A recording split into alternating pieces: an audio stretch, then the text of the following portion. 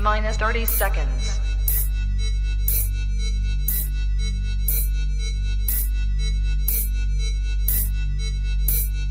T-minus 20 seconds.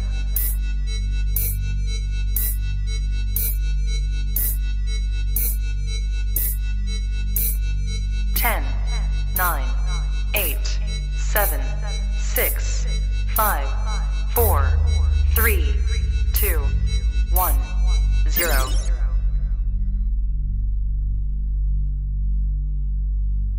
LadyChann! Fight!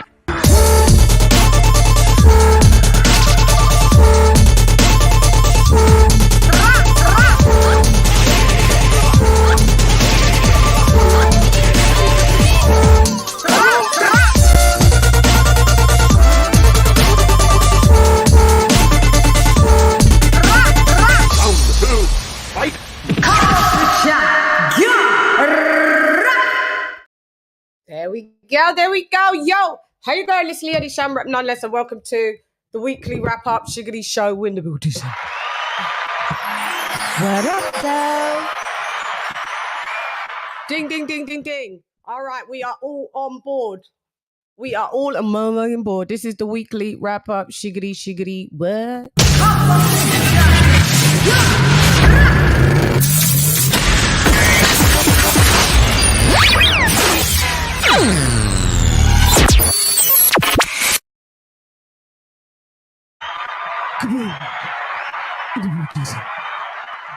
All right, we are here, guys. I actually had it scheduled for 10:30. Sorry, I was like, everybody was running a bit, but I had it scheduled for 10:30. Let's get to the members only roll call. Alexa's trying to talk and do her stuff. God, Alexa. Okay. Let's get to the members only. Hope you guys have had a good day. Halloween. Oh yeah, happy Halloween. For those that celebrate it. So let's go with the members only. Got some new members. Shouts out. Bruce Gas and Jazz. Boxing and Jazz. Lou Dog, a new member. DJ Smoke Mixtapes, new member. Kings, a new member. Hang on, sorry, my bad. Sorry, bit of a glitch. Queen, Sister Lisa Bales. Golden BK. Kareem says. Moose 13.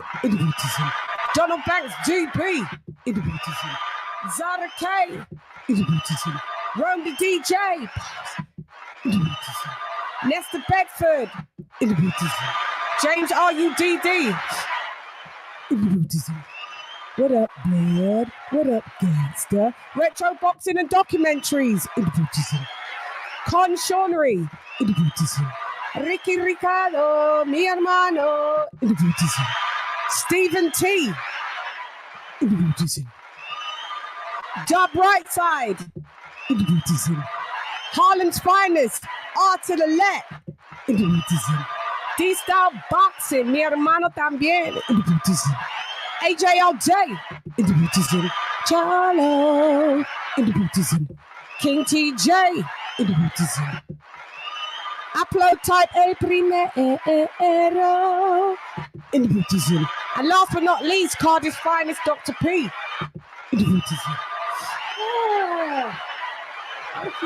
Okay. Shouts out to y'all. What up, y'all? Okay, so we are in the motherfucking build. Dizzy. Let me just get the banner. Oh, maybe I'll let people. Let's go. So I'm introducing.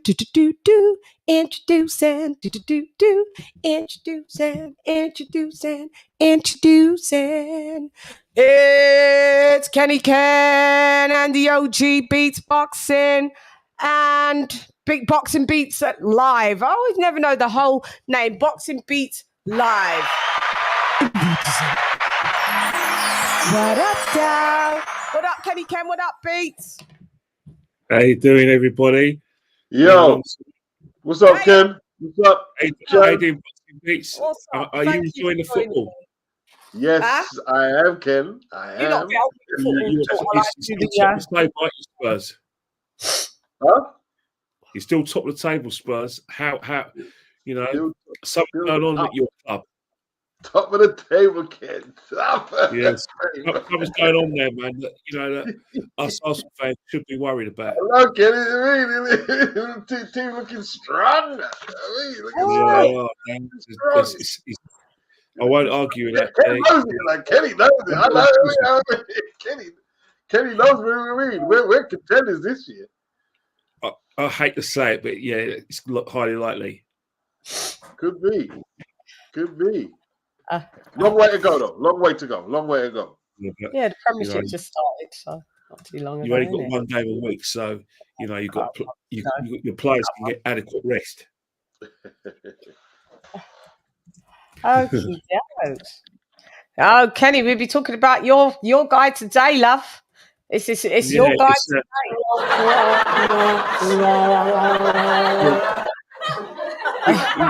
At least Kenny don't duck no smoke, mate. You don't duck no smoke. Kenny comes right into the fire. I think the thing with the fight itself is that we really shouldn't really be talking about it. It's great talking points. It shouldn't be there. We really should be talking about the. No, we should be talking about Tyson. We should be talking about how tragic and rubbish he looks. Grand finale. We should be talking about the grand finale, Undisputed. Yeah, but that's what we should talk about. Unfortunately, Tyson Fury's managed somehow to turn a what I call like a, I don't know what you want to call it. You can call it whatever you want, an exhibition fight or cross challenge fight. He's turned it into one of the biggest talking points in boxing. That he was the exhibition. He was the one. Yeah, the mockery was in the Buddhism. It was a mockery. It's such a shame. It's a shame for boxing, but Tyson Fury. I hope he enjoyed his money because he's made a lot of money. But the fact is that I don't. When I was watching it, I was, part of me was thinking, well, this has got to be some sort of fix here. There's no way that Ngannou's that good and that Tyson Fury's that bad, and that the way they're touching gloves at the end of each round, the fight itself, it was one of those things. I thought, well, I'm not buying this. And I'm quite glad I watched it on this laptop. I'm quite glad that a couple of rounds it buffeted because I couldn't take any more when I was watching it. I just couldn't take any more. Oh, so you didn't watch it in its entirety? I have no plans. I watched 90% of the fight. I watched all of it back. Everything about the fight, just I don't know, man. It's just one of those things where I think, I don't know, man. Tyson Fury just asks. There's actually more questions about Tyson Fury outside the ring than there is in the ring, and it's getting to a situation where we're thinking, "What the hell was that? What was going?" Well, he's a good boxer, but he ain't. He's ducked people most of his career, and we always knew that he was a load of smoke and mirrors. It was just going to be one day that he was going to be exposed, and we thought he'd be exposed by a top heavyweight boxer, but Francis Ngannou entered the Buddhism. The expose was in the Buddhism. Yes, I'm fully here for it. I was so against the fight. I was saying, be so bad. I looked at the price and I saw it was £21, and I really wanted to see David Adelaide. And I thought, and I wanted to see who else was on there? Who else did I want to see that was on there? Was on the card? Joseph Parker. No, I didn't want to see Joseph Parker. It was Fabio Wardley and Carlos Takam. Yeah, Carlos Takam. We got Matt Madov and all of that. It was for 21 quid. I thought, come on, let's just do it, because I thought they was going to try and expect. Martin Bacale was there, wasn't he? Martin Bacale. Yeah, and that. So we could talk about the undercard first and foremost before we get to the extravaganza, I guess. Where would you guys want to touch from? What fight that we want to talk about? Because I literally missed the.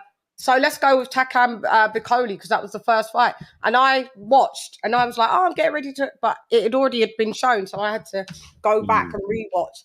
And I predicted Takam to like win. What did you guys see with that? Well, Bacoli came in there like really big. I wasn't sure if he was in shape, but you know, Takam's head wasn't on the job, and he just looked very ill prepared. You know, he went toe to toe with the guy. He tried to box on the outside, neither worked, and Bacoli just kept throwing the punches, and it wasn't nothing, no rocket science. He just kept throwing a lot of punches. Right. The Cameroon kid just turned his back on it and jacked it, basically. Carlos looked tiny in there. Go ahead. Compared to Bacoli, he's going to look tiny. You know, because to be honest with Carlos, he's deep down, he's a cruiserweight. You know, cruiserweight. I think he is. Well, I don't consider him a top heavyweight. I just see him too small. By weight, you'd have to cut a leg off to make cruiserweight. Yeah, Carlos. Yeah. What I mean, what I'm talking about, he's got cruiserweight ability and cruiserweight kind of you know. Like, I don't agree, but go ahead. I look at Carl Takam and I'm thinking, ability. When I look at Carl Takam, I look at Martin Bacoli. There's so. When you talk about Martin Bacoli, everyone says, "Oh, he's difficult to spar against. He's this and that." When I went and watched the highlights and everything, I look at Martin Bacoli and I was thinking, "What's the big fuss about the guy?" You know, there's people who rate this guy really high, but me, I don't know, man. I don't like there's something about his shape that is. I don't know about Beats. Do you think it's like too Tyson Fury-ish? It looks like it, yeah. I mean, them guys are spending way too long on the bulking. You know what I mean? Yeah. Too long on the bulking. Oh, yeah. And eventually it'll catch you up, innit? Like, the heavyweight will catch you up, man. You know what I mean? Yeah, it came in at £299. That's like 21 stone or something. 22 stone or 22 stone. How much did Tyson Fury weigh? 277. He came at 19 stone 13, wasn't he? Just under 20 stone. No, just under. Yeah. I don't know it. I just do it in pounds. 277. Coming at. Yeah. Yeah, they're coming in. I think Fury came in at for Wilder, for Wilder 3 anyway. I think that was what his weight was then, wasn't it? 277. Yeah, he's fighting weight since he's cut. I think the thing with Tyson Fury does that. Let's be honest. Since he's come back from boxing, about 5 years ago, when he was when he was fighting Klitschko, he was about 18. He was about 18.5 stone, and then obviously we got to remember that Tyson Fury, when he was had his enforced rests, there's people saying weighed between 28 stone and 30 stone. Yeah, he did. He was 400 pounds. Yeah, so the best in the trimmers he's ever going to get to for me is going to be just under 20 stone. I can't see him getting any trim. I don't think he can lose any more than 19 stone 13. He could be 270. You won't be effective. You know what I mean? Like when you get him doing it. Yeah. He's 35 now. Like for him to get down to 17 and he just drain himself out. It would be basically fashion. It would be like bodybuilding for him. Oh, let me come in sculpted so I don't sound fat. He'd have nothing left in the tank if he drained out to that. Yeah, maybe. But the first Wilder fight, I can't remember, but the second Wilder fight, he was in pretty good shape. He was like 270. Yeah, but that's 3 years ago. Yeah. Yeah, that's the thing. I think with Tyson Fury, for him, you're never going to see like a Tyson Fury in shape. You are going to just have to get used to him watching Tyson Fury and seeing a lot of love handles. I don't know. I call. There's times when I look at Tyson Fury and I think, Jesus Christ, he's the white Tim Witherspoon. He looks a state. Because Tim wasn't exactly like what I call an athletic world heavyweight champion, was he? In the Tim Witherspoon in the 80s. Yeah. Well, Tim was in better shape than that. I don't know, man. When Tim fought Frank in '86, I could see a bit. I was only about, wasn't he? I was 14 when I watched it, but even I noticed that boxers shouldn't be in that kind of shape. But obviously, Tim had the bulk, but natural bulk with a bit of fat. Frank had the sculpted muscles. Who ran out of gas? It was Frank, wasn't it? Yeah, Frank I ran don't out, know. I guess. Yeah, Talking about. he caught him overhand rights. Then I mean, hammered him down, didn't he? Hit while he was down. Yeah. So, Hey. just go on. Just go ahead. Sorry. Oh, like Bacoli would like. Yeah, listen, he just needs to get a big fight, I guess. You know what I mean, like he's putting some wins together. So let's see if they could, like, he's with Ben Shalom now, and he's got to go on that card because Ben Shalom can't really get him. You know what I mean? What can Ben Shalom really do? You know, Ben Shalom is like. Yeah, I was shocked to see him there. Actually, I didn't realise he was on. Yeah. Well, he did say that he had an injury in sparring, so he couldn't really shift any weight. Well, that means you should watch what you're eating. But you know, they're heavyweights. I don't care. He's probably just going to still chomp down. Yes, that was a big lad in there, boy. Carlos. Carlos had some success though. He did have some success. Like I think. Kind of like, I would say even the first round, he had some, Carlos with his overhand right. He landed shots. He did land shots. Yeah, he did. But he just bounced off my guy. Like, I mean, just bounced off him. Yeah, he said bounced off. Yeah, literally bounced off him. Yeah, shots just bounced off him. He did, and then, do you think it was a premature stoppage? No. He wasn't in it. His legs weren't there, was it? Yeah. He wanted out. He wanted out. You know what I mean? Well, I don't know if he wanted out because Carlos is a warrior, but I don't think he wanted to be out. Carlos never goes in fights where he wants to be, where he gives up, where he quits. He needs saving for himself, though, sometimes. His legs weren't there, but I don't think... Because even afterwards, Carlos was like, oh, like, why did you... Like, Carlos has never wanted out of a fight. Like, he's never wanted a fight stopped. He never gives quitting vibes. He's not a Daniel Dubois, Beats. I don't know. Well, Carlos and Derek are both the same, innit? They go there and they go to give the public what they want, what they pay for. Both of them...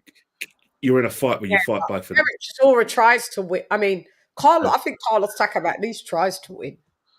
Yeah, I think it's just Derek to a certain extent does. Derek does anymore. He just goes for the payday now. He's got 1 round in him. First, he had 5 rounds in him. Then he only had a good 4 rounds in him. And then you get 1 round out of Chisora. 1 round. Yeah, but I think I was as critical as I was of Derek. I understand the commercial value that he brings to fights. I get it now. I don't like it, but who would I rather watch? Derek Chisora or 2 YouTubers? Toy Fury against KSI. I'd rather watch Derek because he's a boxer. I can't watch. Yeah. I'm still traumatized by what I watched what my kids made me watch a few weeks ago in Manchester. Still traumatized. I don't think I overstand. Fuck that shit. Where we at? It wasn't very good. It wasn't very good. Yeah, we'll reel that back in. We're at the weekly wrap up.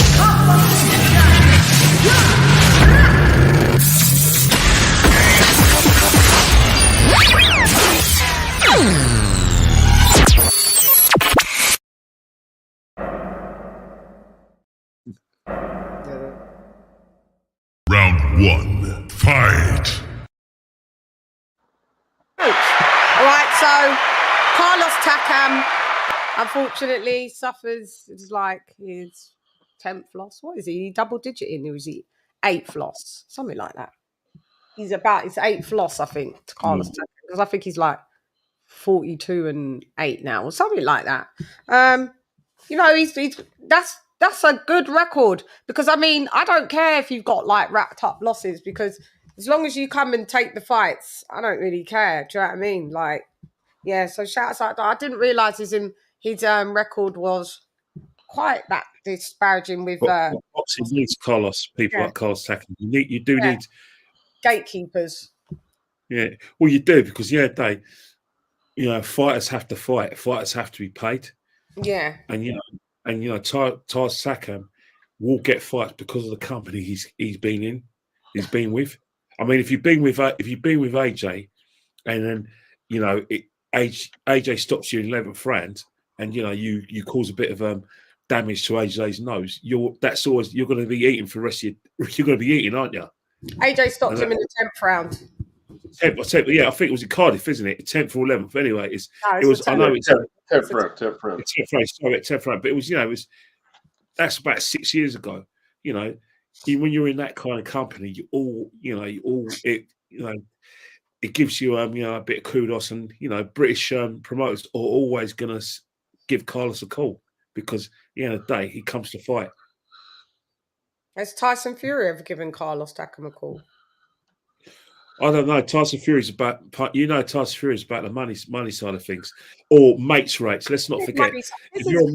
I wish people would stop conflating Tyson Fury like he's fucking Money Mayweather.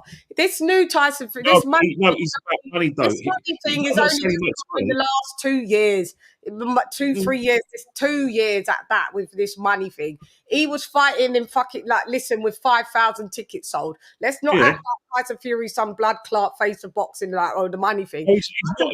He's been around when Vitali was around, like with Derek Chisora did fight. You understand? So Tyson Fury, did he ever call? Did he did Chisora back then? Could he ever call Carlos Takam? Did he ever call? It doesn't matter about money. He won't call Carlos Takam. He'll call Derek Chisora because Derek Chisora is his mate, and he knows that they could dance around. Back in the day when Derek Chisora wasn't his mate. Back in the day, before Tyson Fury got banned for his drugs, Tyson Fury couldn't sell my back garden. That's just a fact. Yeah, so that's my point is he ain't fought no one, Ken. He ain't fought no one. That's my whole entire point. He ain't fought no one. Anyone that could possibly give him any problems, he ain't fought them. He ain't fought nobody. That's Tyson Fury's been like that from day one. He's always had carefully managed fights. You know what I mean? He's a fan of Fury. Ken's always. Yeah, but the reason I'm a fan of Fury because I like the way.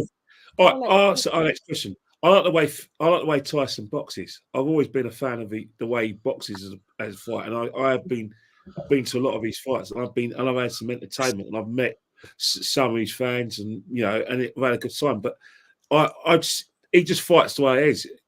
That's why I'm a fan. I can't dislike a fighter that I think, in my opinion, is technically correct, gives me a bit of enjoyment. That's just my preference. Nothing against him as a person, because I'm not interested in them. When I watch Arsenal play and I watch any sports thing, I don't care about their personal lives and what they got to say. They have to entertain me because I separate that. That's how I am when it comes to sport. And Tyson Fury, for me, I'm always going to be a fan of what he's done because I've followed his career for a long time. That's why I've remained a fan. And because there's a rumor unfounded and totally incorrect that I'm not a fan of AJ. That's complete nonsense because I've been watching AJ for a long time as well. I've been to a lot of his fights, me and the wife, and so I've watched British boxers. I like to see British heavyweights do well, but I've always, there's no doubt I have a soft spot for Tyson Fury because I wouldn't say you're an AJ. I mean, you may support going to his fights. I wouldn't say that you're very. The stuff that you say about AJ, I wouldn't really say that. Not so much that. It's not. It's just that in terms of AJ, there's maybe there's a few times when he's done a few things that I think he could have done better. That's what it is. It's not. He's never going to be personal with AJ because the simple reason is AJ's given me some of my best nights of boxing and the wife. I mean, how can you not be emotionally involved with the Klitschko fight? I've been to so many fights and I've had a great time. And a lot of that is down to Anthony Joshua. In fact, before Anthony Joshua came along, I went to a lot of fights, but I was bored. So I can't hate on a guy who's made my boxing experience very enjoyable. Simple. I've watched AJ from small halls in Bethnal Green, see him at the O2 when he was up and coming, and just beating fighters in about 3 or 4 rounds and saying I need to go to the gym because I wasn't having a workout. I was there for when he's won his title. So yeah, definitely. But in terms of Tyson Fury, as a boxing fan, in terms of his technique, I'm always going to be a fan of technique. I'm a fan of Usyk. It's the art and how they box that I like. AJ excites me because there's knockouts and the theatre towards it. But in terms of like technique, I still think that Tyson Fury, technically, and Usyk are better than AJ. But that's just a boxing opinion. But in terms of being a fan of Fury, damn right I am, because Usyk's way better than Tyson Fury. Way better. Oh yeah, definitely. I would say that, and I've said this in the program before. Tyson Fury can't even hang with how AJ's hung with Usyk for 24 rounds. That's why I'd refuse to fight him. Like you can't say that Usyk is Tyson Fury is technically better than AJ when he ain't even fought the same person that AJ fought. That's a master. Well, I'm talking about in terms of what I've seen in terms of all their fights. I'm not talking about them together. That's a different matter. But in terms of the jab, you know, the range of punches and their repertoire, I think Tyson Fury's got a better skill set than AJ. That's not personal as AJ, because Tyson Fury's been boxing longer than AJ. AJ's late as boxing. He's made good strides because he's still athletic. He's still got a good jab. I just think Tyson Fury is technically a better fighter. I don't know what's going to happen in the fight between Tyson Fury and AJ. I have no idea, because AJ knocks his out. One thing about boxing, styles make fights. Yeah, doesn't matter. Whenever two heavyweights fight, it's weird to look at both like I said, what's that word you like using about resumes? Because when I get in the ring, it's different kettle of fish. Tyson Fury can go to AJ, try and rough him up, but AJ's strong. It's not going to work. AJ might find Tyson Fury very easy to hit with that right hand, so we don't know. And I hope we do get that fight, but we're running out of time for that fight. Really running out of time, because the simple reason is that one guy wants to fight, the other one wants to mess around, the other one wants what the other fighter's got. He wants AJ's fan base. He wants what AJ has, the money and everything. He's seen, and it's a shame because if he fought AJ, then he'll make more money than he would have if he fought anyone else. It's just I don't understand why he's not fighting him, because the maths states. I am British fighters. I mean, for Tyson Fury, two British fighters fighting together. Tyson Fury and AJ can easily make £200 million each. Easy. They fought each other. You know about now. Easy.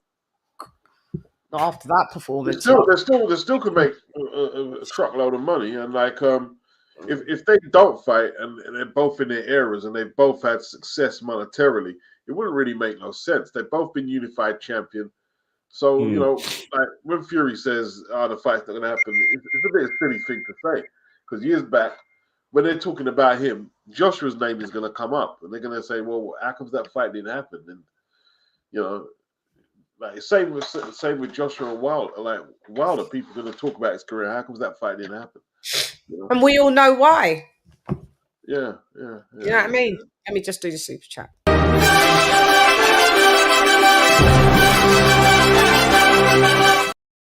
Kaboom.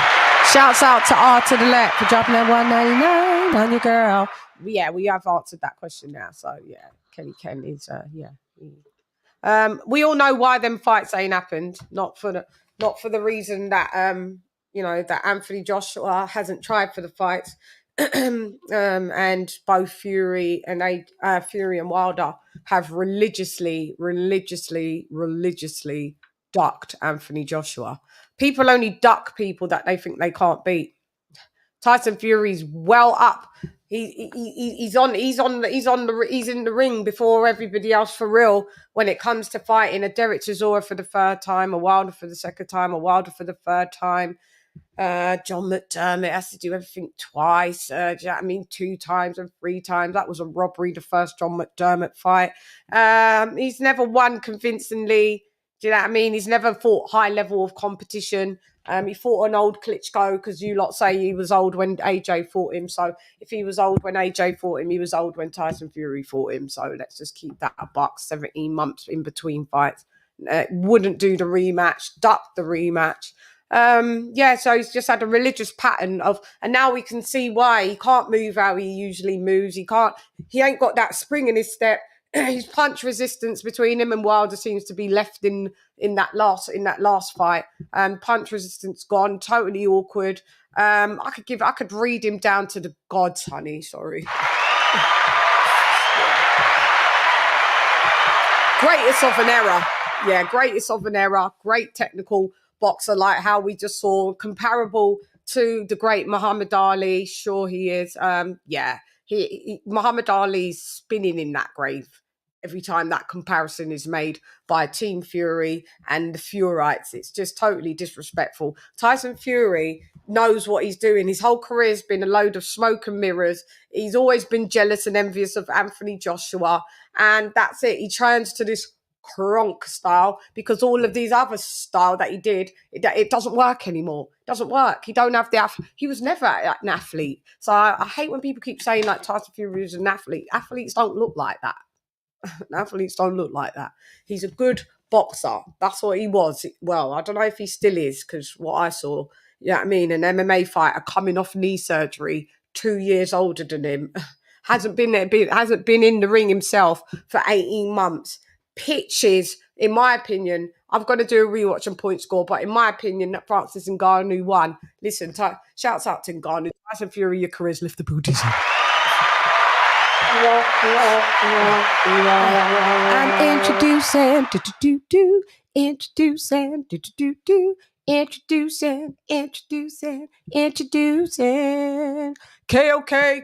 Boxing.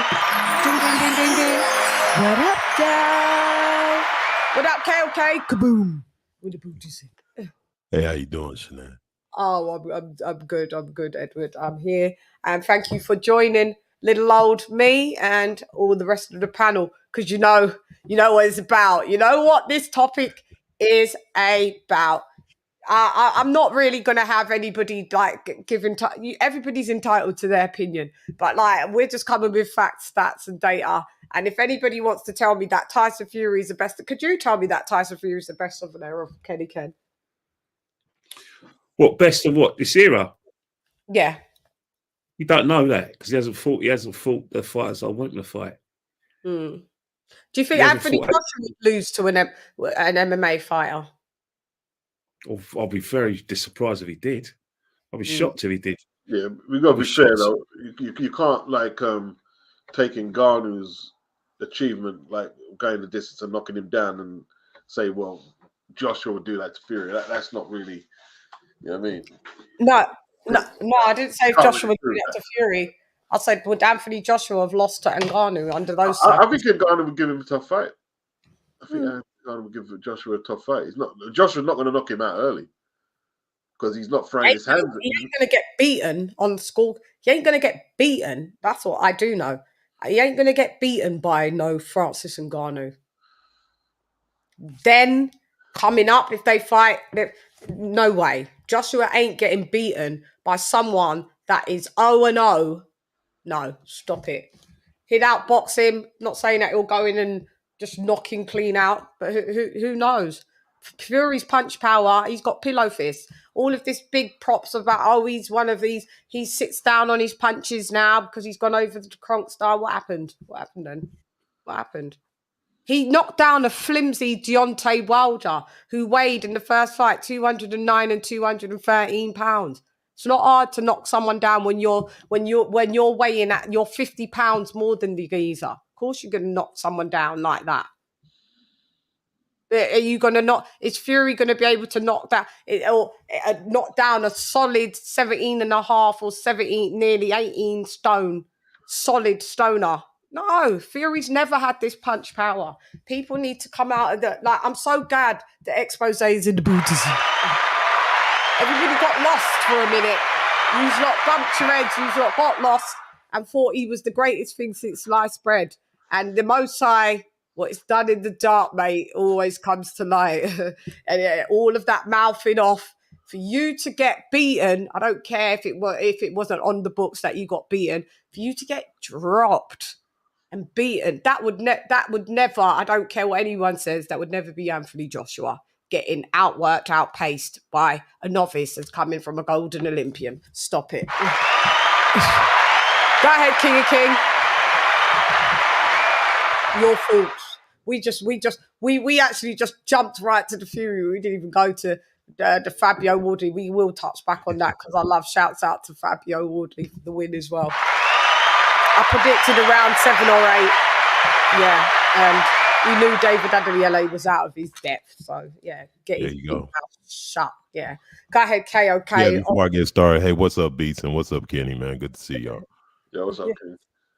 What's up, man? Let's go. This is the thing about it is like this revisional stuff that Ngannou. This is embarrassing. Bottom line, heavyweight champion of the world should not be looking like that.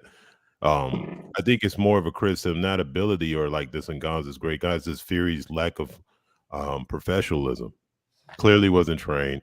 I don't know what the game plan was. I don't know what the fuck. I understand why you're not going to try to steamroll Ngannou. He's a grappler. You don't want to get close to a dude like he knows about dirty fighting to an extent. But it's just like Fury wasn't in shape. It was obvious. Like he didn't take the shit serious, which is not. You can't take. I don't like motherfuckers being unprofessional. Talking about like that's an excuse. No, that just means you're lazy. You're disrespectful to the sport, and you got embarrassed. And that's bottom line what happened. Like you getting dropped by this guy is ridiculous. It just, I don't know. Well, I guess the only caveat I could say is because, you know, if you want to compare it to other things like Floyd, whatever, you got a man over 230 pounds. If he hits you, he's going to hurt you.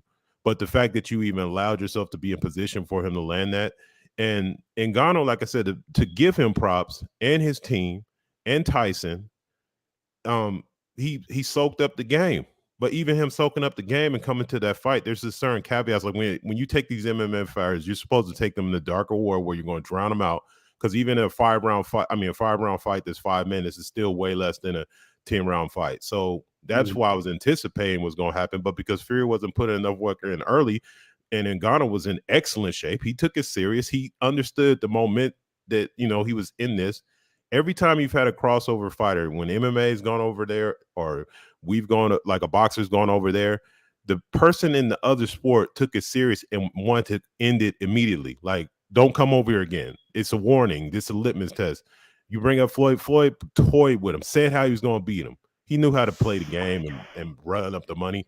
So Fury, I don't know. It's just maybe all this stuff, playing these games, not taking your career serious, not taking your life serious. And I'm not judging nobody. You know, we all make life issues, but you're a professional boxer that clearly doesn't take shit serious, and you got embarrassed on the world stage. And I'm not going to jump on the Ngannou train and act like this guy's like some kind of world beater, because I think there's guys that would smash, like would dominate. Look, I put it like this. This is how little stock I put in that fight with Ngannou. I'll throw him in right now with Zhang, and he gets stopped in 8 rounds. I mean, let's just keep it real. So that's the statement we're saying right now. And like I said, it's embarrassing because I'm already dealing with, you know, my hiatus has been because I'm already dealing with boxing basically dying here in America. And then I see shit like this, and it's just like, what are we doing? It is what it is.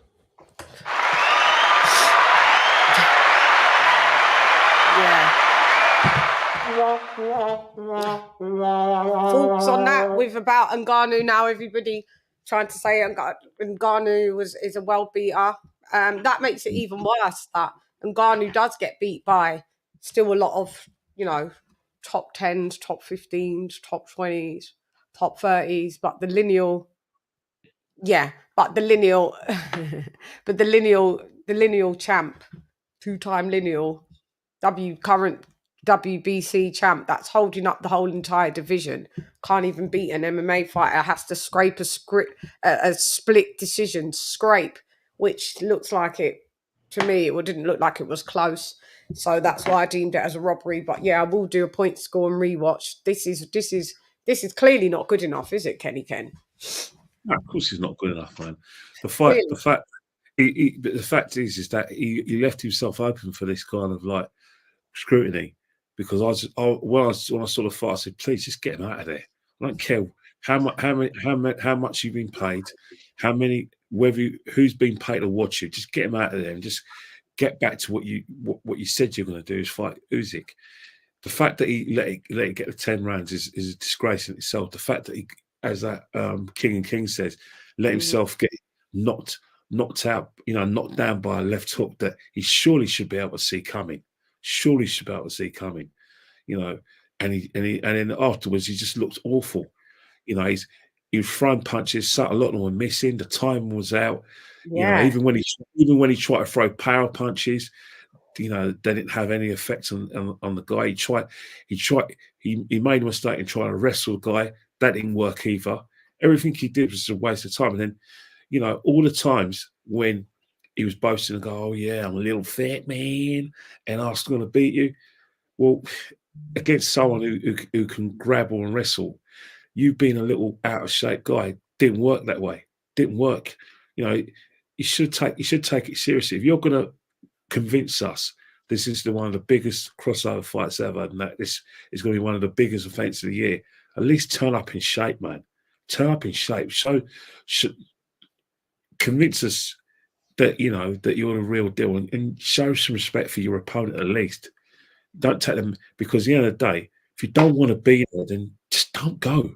You don't need the money. You tell everyone you've got money. You got your reality TV show with the missus on Netflix. That's why you turned up like shit. Yeah, because you're too paid. If you really are unhappy as you say you are, and you really had enough of the game, then it's time to go, mate. It's time to retire and let other people fight. Because at the end of the day, you've got a guy who's ready to fight on the 23rd, and you've got another lad, Herkovic, who doesn't want to sit around. He doesn't really wait around for you two, because he's got his own career. And then after Herkovic, he's got loads of other fighters. We've been doing this for 2 years now, since he fought. 2 years since he fought. Wilder 3. I said this before. You can't hold the division up. People have got careers. Personally, when I see unification fights, I want them to get on as quickly as possible. Done that way. Once you decide who's the best, other fighters can get on with their careers. By prolonging it, you're wasting everyone's time. And that's my beef with this unification fight of Fury. I was against the unification fight of AJ on the same basis. It was taking too long. Other fighters were waiting around. Their careers are getting held up, or they have to take a fight, and then if they lose that fight, they're back in the sheds because of two people who can't negotiate. Had it 2 years ago with AJ and Fury. We're now having it with Usyk. Good up and coming fighters. We're not getting we don't know whether they're good enough or not, because they're not getting the fights because of these two. Well, because of Fury. It's not Usyk's fault, it's Fury.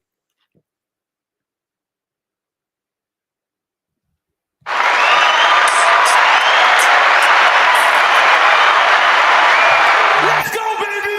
Let's go!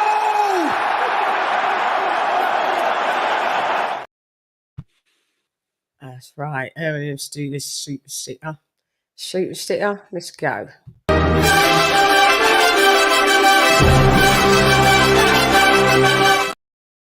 Shouts out to D. What up, D? For dropping out $2.99. Girl. Thank you very much for your super sticker. Yeah. So with the sanctioning lot, well, I think Mauricio Suleiman. Well, hang on, let me just go back. So Tyson Fury's December 23rd. Do you remember he said Usyk, if Usyk doesn't fight him by December 23rd, he's suing him. Then do you remember the post fight in the ring, what he said? Nothing from nothing leaves nothing.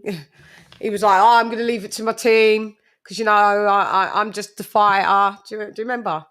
Did you ever think, did anyone ever think December 23rd was ever going to be a realistic thing? Not when he's fighting on October the 28th.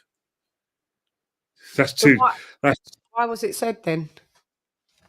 Because for the reason to drum up support, drum up interest, get Usyk out in Saudi Arabia, get more crowds in.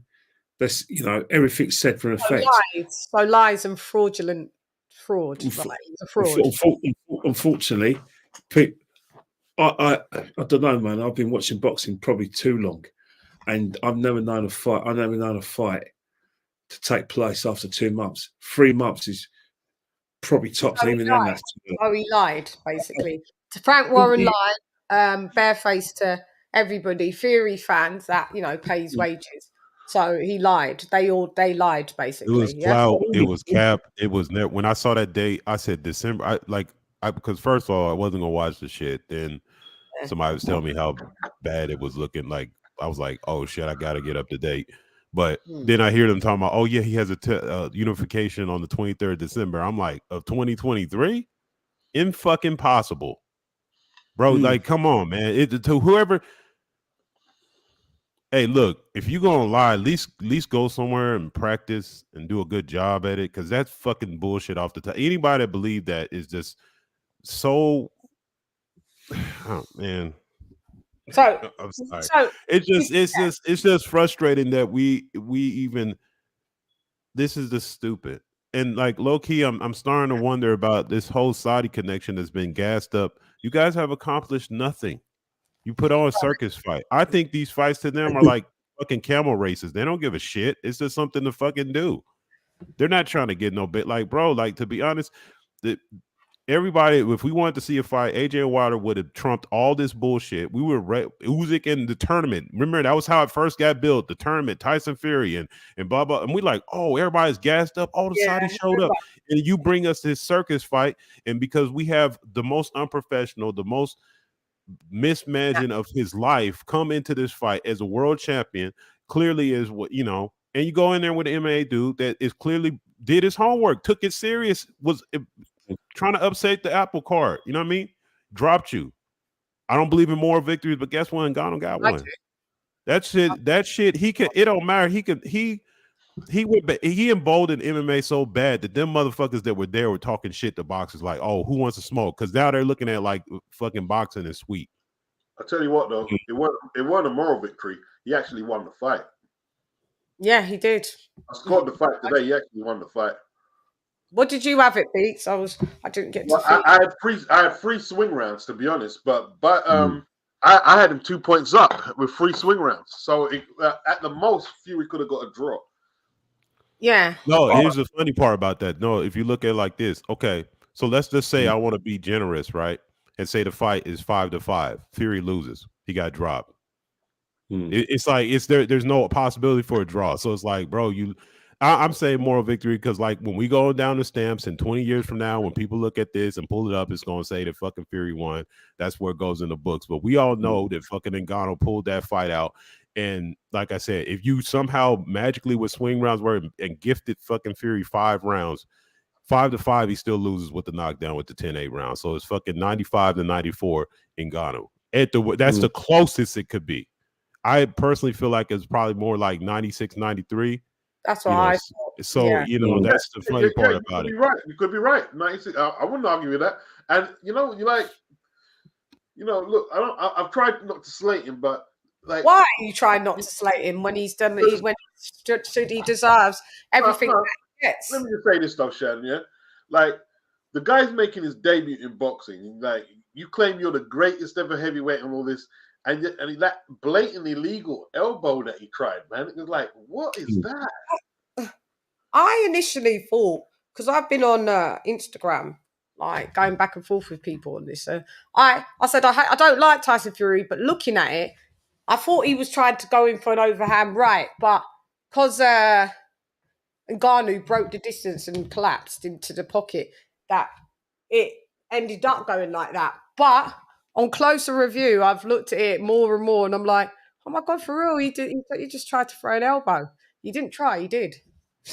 Yeah, it wasn't the traditional hook where you follow up with an elbow. It was clearly elbow coming forward. It's like, like I said, when they slow it down, I know the tactic. It is old school. You throw the hook, but if you miss, you carry the elbow. But nah, it was elbow to begin with, just like period. Yeah. And it hit him flush. And Ngannou ate that shit like, oh well, okay, whatever. Like it's like he was trying to provoke him or something. Like but he didn't fall for it. He stayed disciplined. He was fucking Ngannou's temperament is If motherfucker like really could possibly do something. I don't know how old he is, so I don't know if he's too late in the game, but he can make some moves. I'm like, if he keeps his team, he has a good chin. He has good power, and but like I said, yeah, it was just a deliberate blow. It's just like I said, every like what it's like some bullshit where like the Montana love, like it's already getting your ass whooped. Now you embarrass yourself and do some ridiculous shit. Like it, you know, he tossing a dude out, pushing a dude out the ring and stuff. You know, this it's the same shit. Yeah, I remember. Yeah, you getting your ass whooped, then now you throwing elbows. And it's like, come on, bro. And then even the commentary was like, oh damn, that's frustration. Like because they were surprised at first, like, what the fuck? Then he was frustrated. Like, yeah. That was just with the Montana love. Was that with what dude that Spark? I'll tell you let me tell you the good thing to come out of this for Tyson Fury, right? All of that, remember he called out Jaya Pataya, John Jones, and who else? He called out so many people, and all that's going to stop now. All the lies, because he can't get away with it now. Everyone knows that. Yeah, but the jig is up. You do a lot of efferys, bro. Do a lot of messed up crap in there, man. You shouldn't. You can't take a mandatory against Derek Chisora. You fight one time this year against someone making a debut when the undisputed fight was there. Right. If unless he wants to totally trash his legacy, all of that's got to stop. Make the Usyk fight, and if you don't want to fight no more after that, go with your brother and do misfits and stuff, man, and make your money. Yeah. But leave the championship belts out of it. Yeah. Yeah. Either give us what we want or piss off. Yeah. That's where I'm at with it, to be fair. Yeah. Well, I think that's Beats and Kings are right. There's so many contradictions to Tyson Fury. He claims he doesn't want the belts, but he won't relinquish them. He says he wants to fight for money, which yeah. Then if you want to fight for money, what? I remember James DeGale when he was heavyweight, when he was like super middleweight champion. He tossed the belt and said, "Sorry, man, I need to eat." So he went with Al Heyman. He said, "No, I just want the big fights." I think he got a couple of big fights, and he ran into Chris Eubank Jr. and that retired afterwards. But just be honest with people. Just if you want to go down this road, there's nothing wrong with you wanting to watch all these fight all these people, make your money. Just boxing's still going to be there after Tyson Fury. But if Tyson Fury loves the sport as he claims to do, just let it go. You've said it many times. You couldn't give a toss about belts. You just want to make your money. Then fine. Right. Let a fighter who does want to unify. Like I said, you try and unify the titles with someone else who wants to fight. Because there are boxers out there in the heavyweight division who do love boxing, who do have dreams. You got the keys, or the Willy Wonka ticket. You don't want the ticket no more. Give it to another kid. That's how I look at it. Well, we're going into 2022, and the Dillian White fight. What month was that? That was early last year. So that was 2022. Was it March, April, or something? Yeah, it was April the 24th, I think, 22. Yeah. 22. So the next mandatory coming up, if you don't take that or you don't unify, you're gonna vacate the belt, man.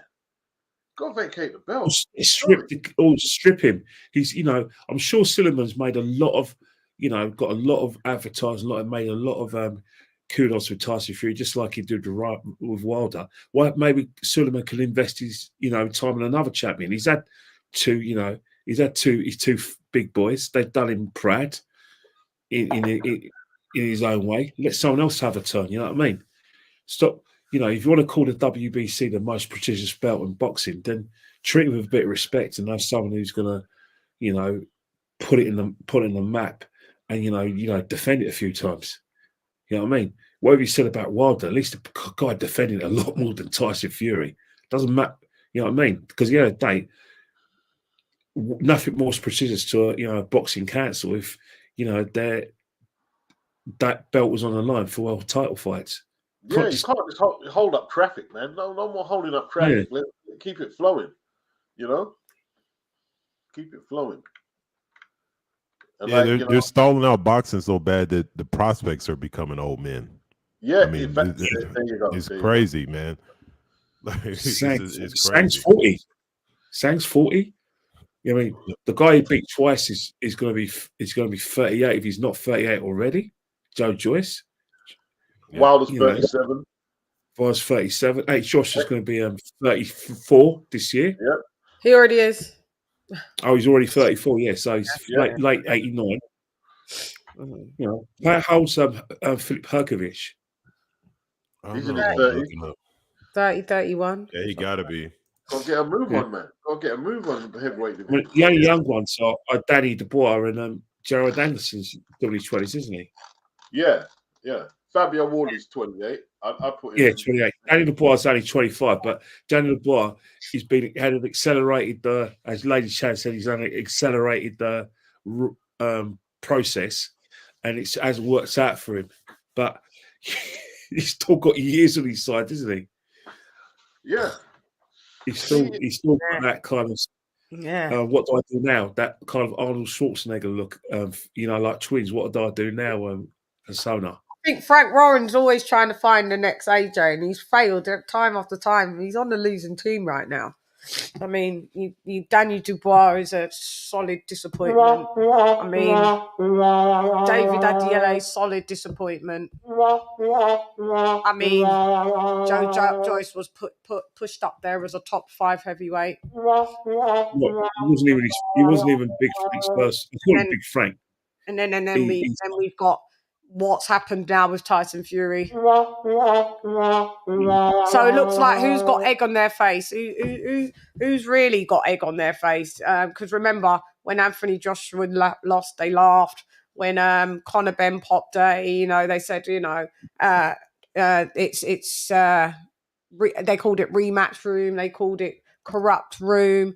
And he went on there. They called it dead zone. They laughed when the Ruiz thing happened. So yeah. Is that we'll probably never know. You have to make your own decisions and judgments, which is sometimes dangerous.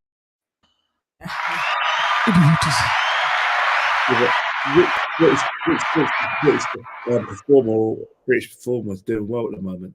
What's happened with Boxer? No, I can't think of the last fight we had. We meant to have Aziz and no, we're not going on to Boxer. We're keeping it steady and firm. No, what I'm saying is that thank you very much. We're keeping it on. We're keeping it on that topic. Yeah. That's where I know. Hated it. The topic. It's not Boxer's day today. It's fully Frank. No, I'm not talking about Boxer itself. I'm talking about British boxing is not the best estate anyway at the moment. Oh, this don't help it when the 2-time lineal champion of the world gets beaten by an MMA fighter. You know what I mean? So yeah, not really helping it. So speaking of that, I'm sorry. Go ahead. No, you go. Speaking of that, like you said, if that's even more unfortunate if British heavyweight boxing is going down, because right now I think I was speaking about last night. Like, we don't have nothing in here, America. Nothing. I don't want to hear about Jared Anderson, to me, because he's not passionate about the game. I think he's gonna give him a few checks. He doesn't inspire anybody. But other than that, like, if I pulled a box rec, I probably don't see no American heavyweights on this. So you finish pretty much there. And if the UK ain't got nothing coming through the pipeline, nobody's gonna care about these random Hergovich and these. Like I said, they're aging them out to the point that if they do get a reign, it's only gonna be a year, 2 years, because they're already gonna. It's I don't know. Maybe they can hold on it, because like fucking heavyweight starting to look like the 160-pound division. Fucking big men. It's like there's nothing there. It's pathetic. Can I butt in for a second, right? Yeah, go ahead. Whoever is advising young guys like Jared Anderson to come out and say you're in boxing is a bloody idiot. You don't come out and say that. How do you tell prospective endorsements or fans that you're not interested in belts and you're not interested?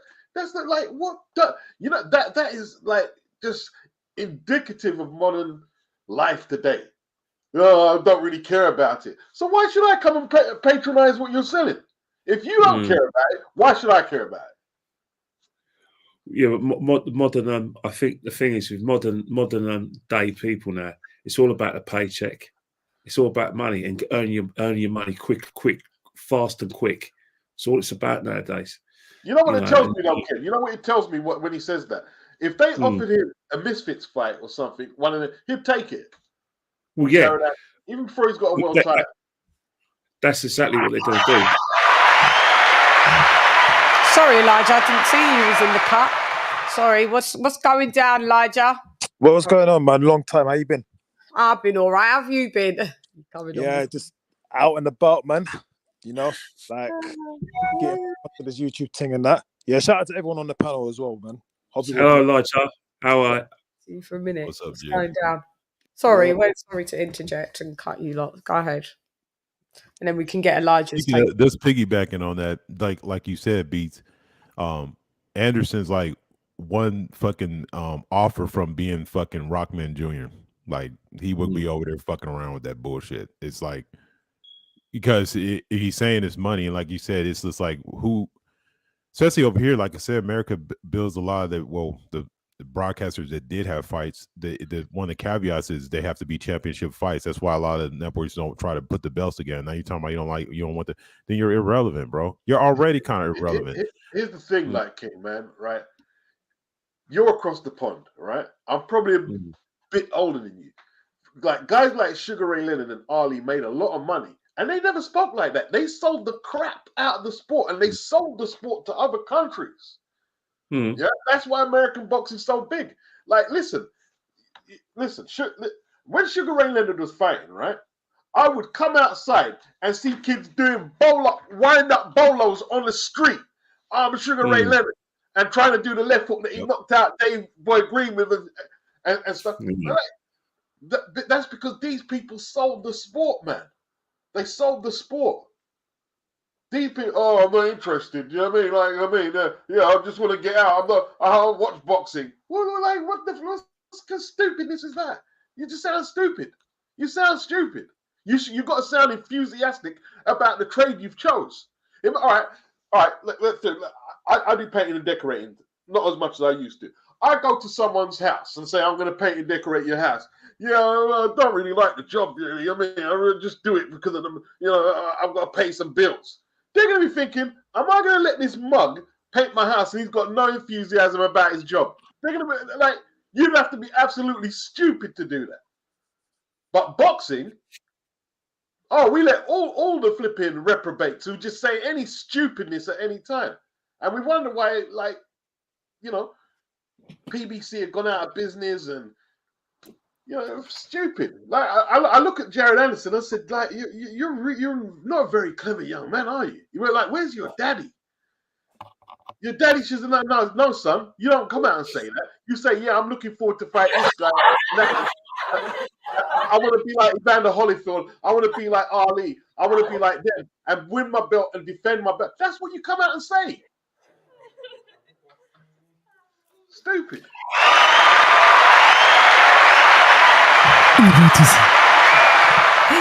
Yeah, that was a read, Beats. Yeah, that I can't disagree with you. Can't disagree with you with anything that you said at all. This is a question. Let me get actually before I ask this question. Let me ask Elijah. Did you watch the fiasco? Yeah, mate. You know what? I'm gonna be 100. Yeah, I did not see that coming. I did not see it. Mate, whoever saw that, yeah, you know the line. Like, and I had actually Ngannou winning. I had it leveled, I think up to round 8. Because obviously there was 2 strong rounds, yeah, from Ngannou. There was the round he knocked him down in, which I think it was 3. Correct me if I'm wrong. And then there was a round 8, yeah, where he won that strong way. I'm pretty round 8 or 7. Can't remember. 8. It basically was just batting him to pieces, innit? For the combination. And then I know the next round after that, he gassed out. And then I had him winning round 10. So obviously, yeah, plus the knockdown, yeah, I had him winning by a point. Yeah, I had him winning. I didn't go.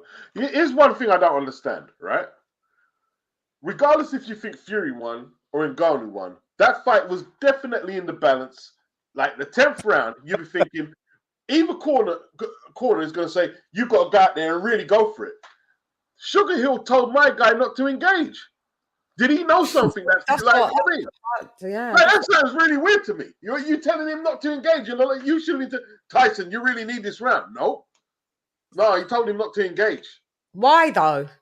So he don't get knocked the fuck out. They got Chann in the bag already. Someone told him just take it off. You're gonna get the decision anyway. Yeah, that's what I thought. 100. I agree to that.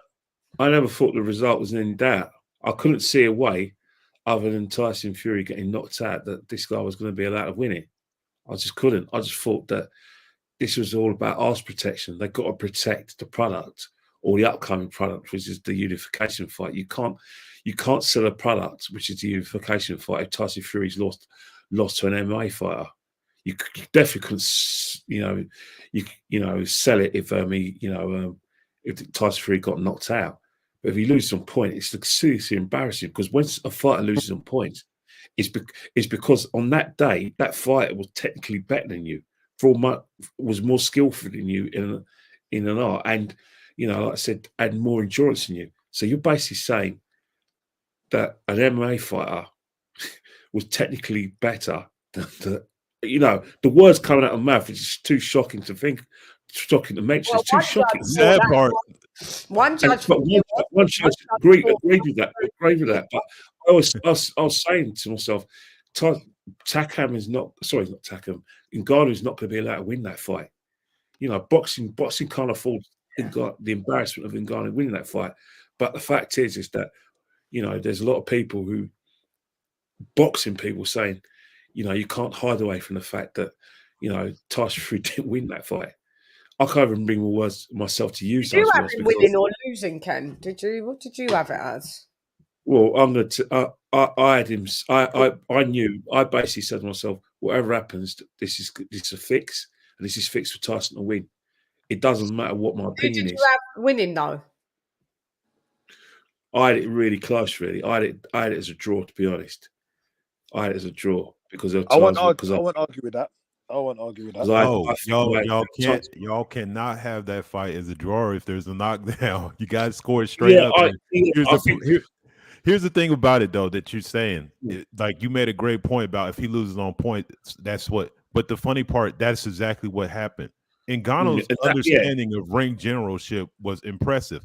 He forced Tyson Fury to It's like somebody taught. Like, I thought about it because how MMA fighters fight with the open hands, but when he turned southpaw on Tyson Fury, he knew exactly what to do with the jab and how to do infighting with his hands and his gloves. And it confused Tyson to the point he tried to turn the other way. And it was like, what are you doing, bro? Like it looked at the stupid, like you were trying to match. It's like you let a guy who's a novice set the pace, and he looked at more skillful than you. Every time you threw an uppercut, you were a mile fucking away. He controlled distance. He controlled the infighting. He turned southpaw, and he knew the range from the southpaw position.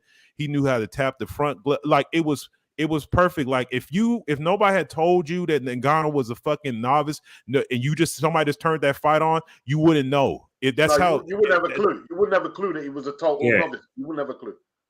So it was crazy that's the problem. So like you said, the reason why we got to score it on points because he did get out of skill. If you do the criteria, power punching goes to him. He landed the heavier shots.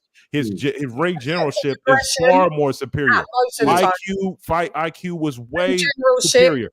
Foot placement, foot movement. It's like, bro, are you tripping? Defense was even better. Defense more sound. Listen, the fact that that's the whole situation is that by a majority, and I suppose maybe I'm in a denial, by stating those facts, you can't. How can you outsell a unification fight where you basically said by one judge has basically said what a lot of people agree with. The two-time lineal heavyweight champion of the world had lost. Yeah. Let me tell you lot something. Hang on, I did hear Beach trying to say something. Look, when Frank Warren calls off the press conference, then you know something is desperately wrong. You know what I mean? Called it off. So they knew that you were going to get grilled in there. You, Frank, And Frank's an old man. He's had back surgery and gone through COVID. He can't be dealing with that now. And especially and Tyson mentally is not ready for all that criticism. Well, thing is, Beats, you've seen a lot of interviews with Tyson Fury. The minute Tyson Fury doesn't like something, you saw his interview with True Geordie. True Geordie put some really tough questions to him. He started swearing at him, telling him to go and suck his mother and all that. Because he's banned Talk Sport from all of his fights because they've asked tough questions. So it would have been a waste of it would have been entertaining for all of us if they did put those questions and Tyson, had a paddy. But that was never going to happen. And it's hard for me as a Tyson Fury fan. No, you just got to tell the truth. It's hard to take that chin to see. It's all right. See what I saw. I was thinking, hang on here. I've just seen someone who supposedly can't box outwork you, outskill you, overpower you, and you're meant to be the heavyweight champion in the world. And I can't take away what I saw. And he knocked you down. I can't forget that. That's a hard one to take. It's one of those things where you just hide and think, you know what? I just don't want to be here. I don't want to be here talking about boxing because you feel shame. Let me just do the story. Let me just do the super chat.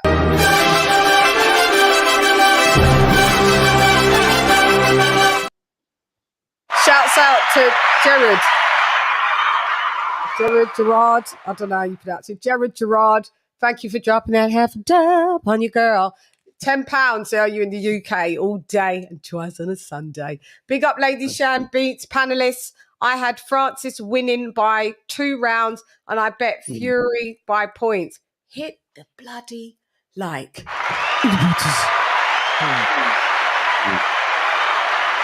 I'm with you, Gerard. Yeah, I'm with you.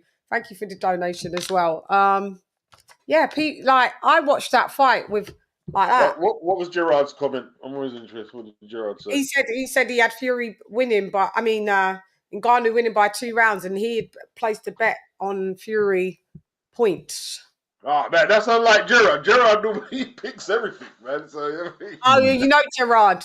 Okay. Yeah, Gerard normally makes a killing. But you know what I mean? Hey, listen, I wrote on Twitter. I said, this guy's out of shape. I said, you better watch out Saturday. That's what I wrote. Because even though I'm not going to say I predicted Fury to win, I didn't. But Fury is shaky, man. And listen, see Wilder, he's got a shotgun in the right hand. No one can take that away from Wilder. But Wilder is flawed and he's not physically strong. Yeah. No. He's not physically strong. No, he's not a strong geezer, is he? No. And Fury took advantage of that on the last 2 fights. Took full advantage, right? And if Fury at this age, he's not living a life. Because he didn't look strong. There was no power in his punches. There was no speed. And I'm telling you, man. You see, Usyk with that volume is going to give him a lot of trouble. It's going to give him a whole load of trouble. Throwing all them punches. Going to give him a lot of trouble. That's if who you guys got? Usyk and Fury. I can't pick it because I'm not going to jump on the bandwagon and say, oh yeah, Fury's going to lose. Look what happened. Because a few months ago we were saying, oh, Usyk can't take a body shot. So you got to look at the overall picture and weigh up. That's a very tough fight. It's a very tough fight. Tough fight, but I've always believed that Usyk will beat him. Me too. I've always, and you know what? They're both beatable. That version of Tyson Fury gets beat by Usyk. The version that we saw of Usyk by Daniel Dubois, Tyson Fury could beat. They're just both beatable. That's what I've just already been. That's what I said now. Yeah. I still think that at both their best, Usyk's a better fighter than Tyson Fury. I hate to say it, but I think Usyk's a better fighter. I can see Usyk setting some little traps for him, and Tyson Fury falling for him, and he won't get stopped, but it'll be like let's just say it'll be a clear points win for Usyk. From what I've seen over the last few years, I'm not going on that garbage I saw on Saturday. I said it before, and you've got the tapes anyway. I still think Usyk technically is probably the best boxer in the heavyweight division, and I think that a lot of people will, and were rightly saying, they got a right to say Tyson Fury's going to be too big for him. He's going to be too powerful, and yeah, they're entitled to say that. But I don't think that Usyk's going to allow that to happen. I don't think that Usyk's going to, lose the sort of speed test against Tyson Fury, and that's where Usyk will win the fight. I saw enough of Usyk in his two big fights against Joshua, who I thought did really well in the second fight, really well, and he would have beaten any other heavyweight than Usyk on a day, and Usyk was just superb. And I was thinking, I can't see how Usyk, can get beaten. I couldn't see how Tyson Fury can beat Usyk, and it's still the same. And that I had that thought when I was in Tottenham Hotspur Stadium. I had that thought last year. So this fight has done nothing to change my mind to say, Usyk's going to win easily, because I thought that anyway. Well, his first task would be to take away, because what the only thing that kept Tyson Fury in that fight Saturday is that jab, that long jab. All right, yeah, and that's going to be Fury's Usyk's first task is to take away that jab. Mm-hmm. Yeah. And with his foot speed, he can do it. He can do it. It's if he can keep it up for 12 rounds. And see, Usyk normally gets stronger as like the late stages of the fight. Mm-hmm. Yeah. He's got better stamina than Wilder. He's got way better stamina than Wilder. Mm-hmm. So yeah. This is a really good fight, man. So I was just pulling this up because I remember saying this when I was speaking to Mosley Jr. So just have a quick look. Listen! Me and the current cocky please, I'm in love with talkies. Yeah, nah, the beat like me. Yo, so, yes, I'm a act like Vika. Yo, I saw me talking. Hear this. Let me get your opinion on. So, Fury Usyk, let go. Fury Ngannou, Fury Usyk, all of this stupidity. I mean, I think the Fury Ngannou thing is disrespectful. I think it's disrespectful on the fact of, or on the basis of, that he's already committed to another fight before even fighting this guy. You know what I mean? Like that's so, and I think it's disrespectful on the fact of, or on the basis of, that he's already committed to another fight before even fighting this guy. You know what I mean? Like that's so, and I understand that I think that he's gonna beat Ngannou.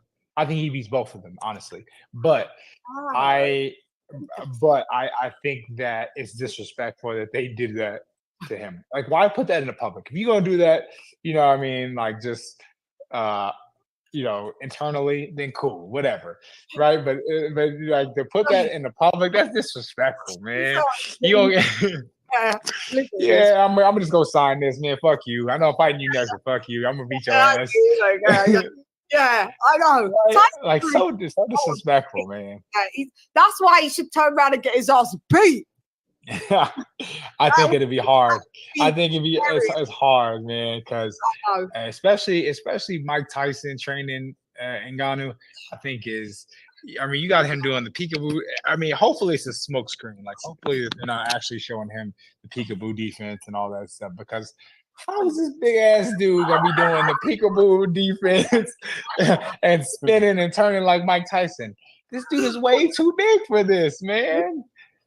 Come on, it's insane. You got him throwing body shots like down at his knees, like all the way down here.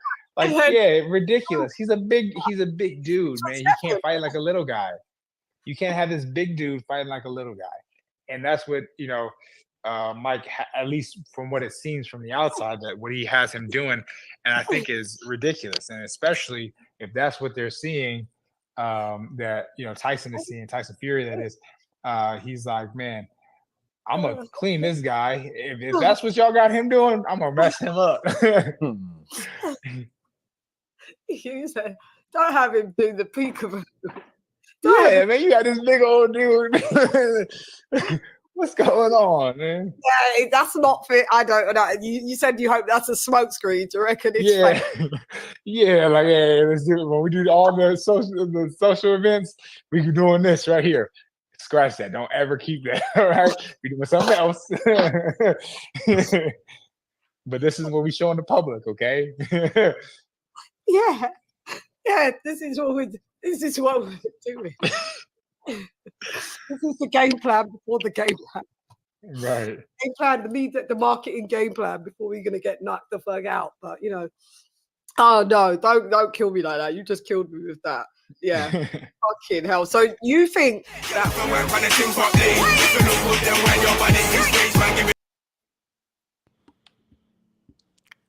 Well, capping off that last statement, Mike Tyson played. Mike Tyson played everybody with that. I can say, what if he turns around and gets his ass beat? Hey, like I said, but you know, I think I mentioned it to somebody that I thought that shit was capped. Like the little workout when they showed Ngannou. I've seen Ngannou work out. He's not slow and stiff and weird like that. Some of them fucking showed like the shit they were showing him when he was throwing slow punches, looked like he was trying to figure out how to throw a punch. I was like, what is this shit? And I think low key all that shit was capped. Mike Tyson did an excellent job. He had that dude ready and he put some work in. Well, Mike Tyson, you have to give it to Dewey. And Dewey, you know, whoever else is all in there. But he's the one that did the real training. Mike Tyson showed him a couple things. Yeah, you know, Dewey or whoever else was there. But like I said, that's why I knew that shit was capped, because when they were showing that, it's like those are media days. They're trying to draw attention. You have Mike Tyson walking around, and you know, now everybody's, you know, the marketing was good. It just fucking the guy that should have got some easy cake went in there and fucking shit the bed. So I mean, it is what it is. So whatever. Yeah. This is what I wanted to ask also. So do you guys think Saudi is good for boxing? Start with Kenny Ken. Yeah. Way down.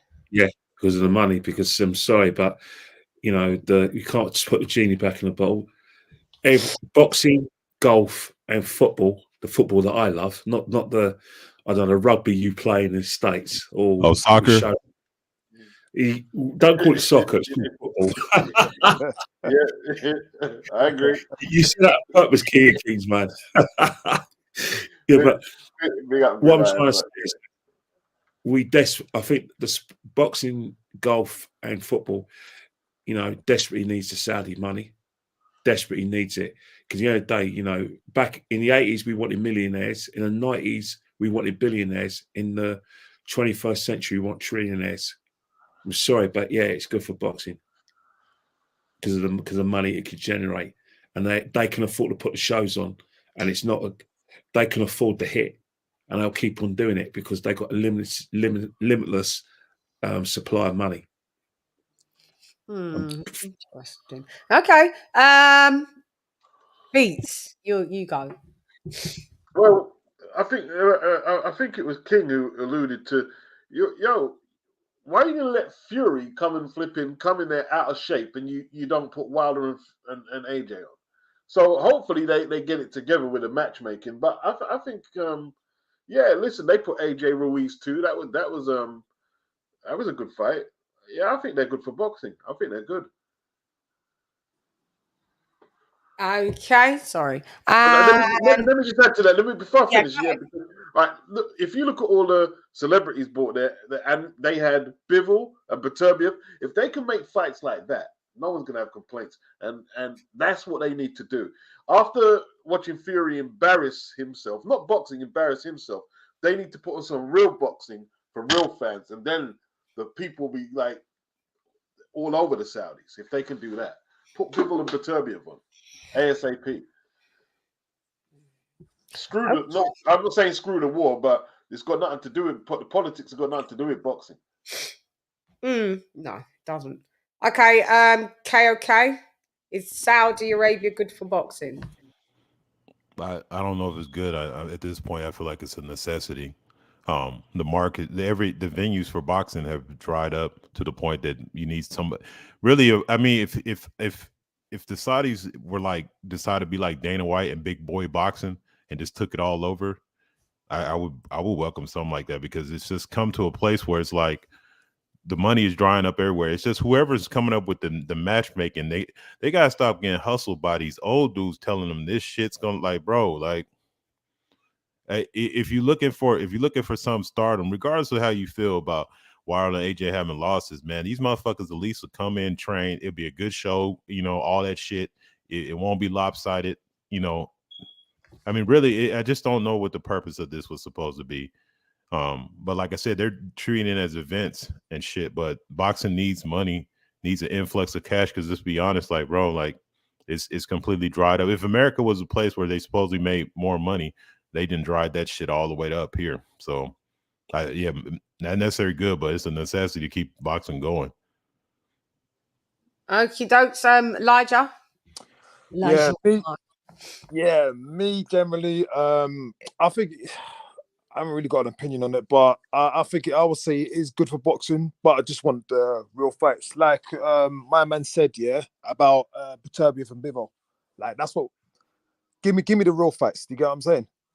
Yeah, because since this whole Saudi thing has started, you had Andy Ruiz and Joshua, Usyk and Joshua, and then obviously they had what's his name, Tommy Fury, and all these bullshit fights. Just give me the real fights. That's it. I don't care where it is. Just give me the real fights. Do you get what I'm saying? Fights that we've been like starving for. Do you get what I'm saying? Yeah. And like I said, if they're the ones that got the money right now and they could get it cracking, then yeah, I'm down. Interesting. I'm not entirely sure at the minute if it's a good or bad thing with them in there. Because you could throw a lot of money at something, but still make something cheapen, lose value. Because I mean, no one would have been putting no Tyson Fury and Ngannou in the UK or the US at this stage in this boxer's career. Who would? I mean, they was going to do a round robin. If they was really for the sport, this fight wouldn't have happened. Not at this, like I said, not at this stage. If they was really for the sport, they would have kept it for the sport. We would have kept the round robin, the mini tournament. It wouldn't have gone, well, AJ Wilder, fuck it, we're not doing it. We want to do. It's just their general entertainment. They ain't got a dog in the race at the end of the day. They're not Brits and they're not Americans. This is just throwaway money. And I don't think it's, would I love to go and be a part of the event? Yeah, I would go, obviously. But in the long run, do I think this is all good for the sport of boxing? Not really.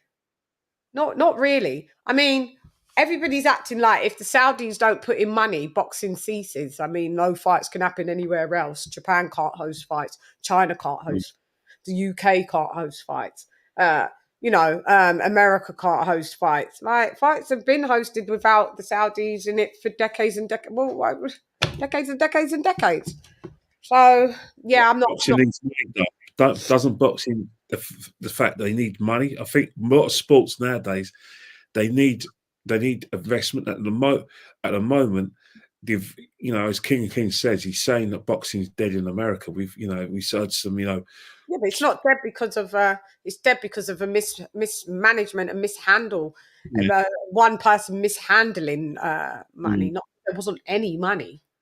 Just because Al Heyman's gone out of business, don't mean in the UK we can't host fights. We do.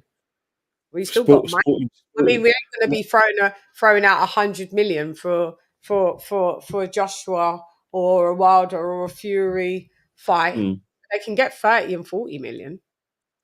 But would they take it though? Would they accept it?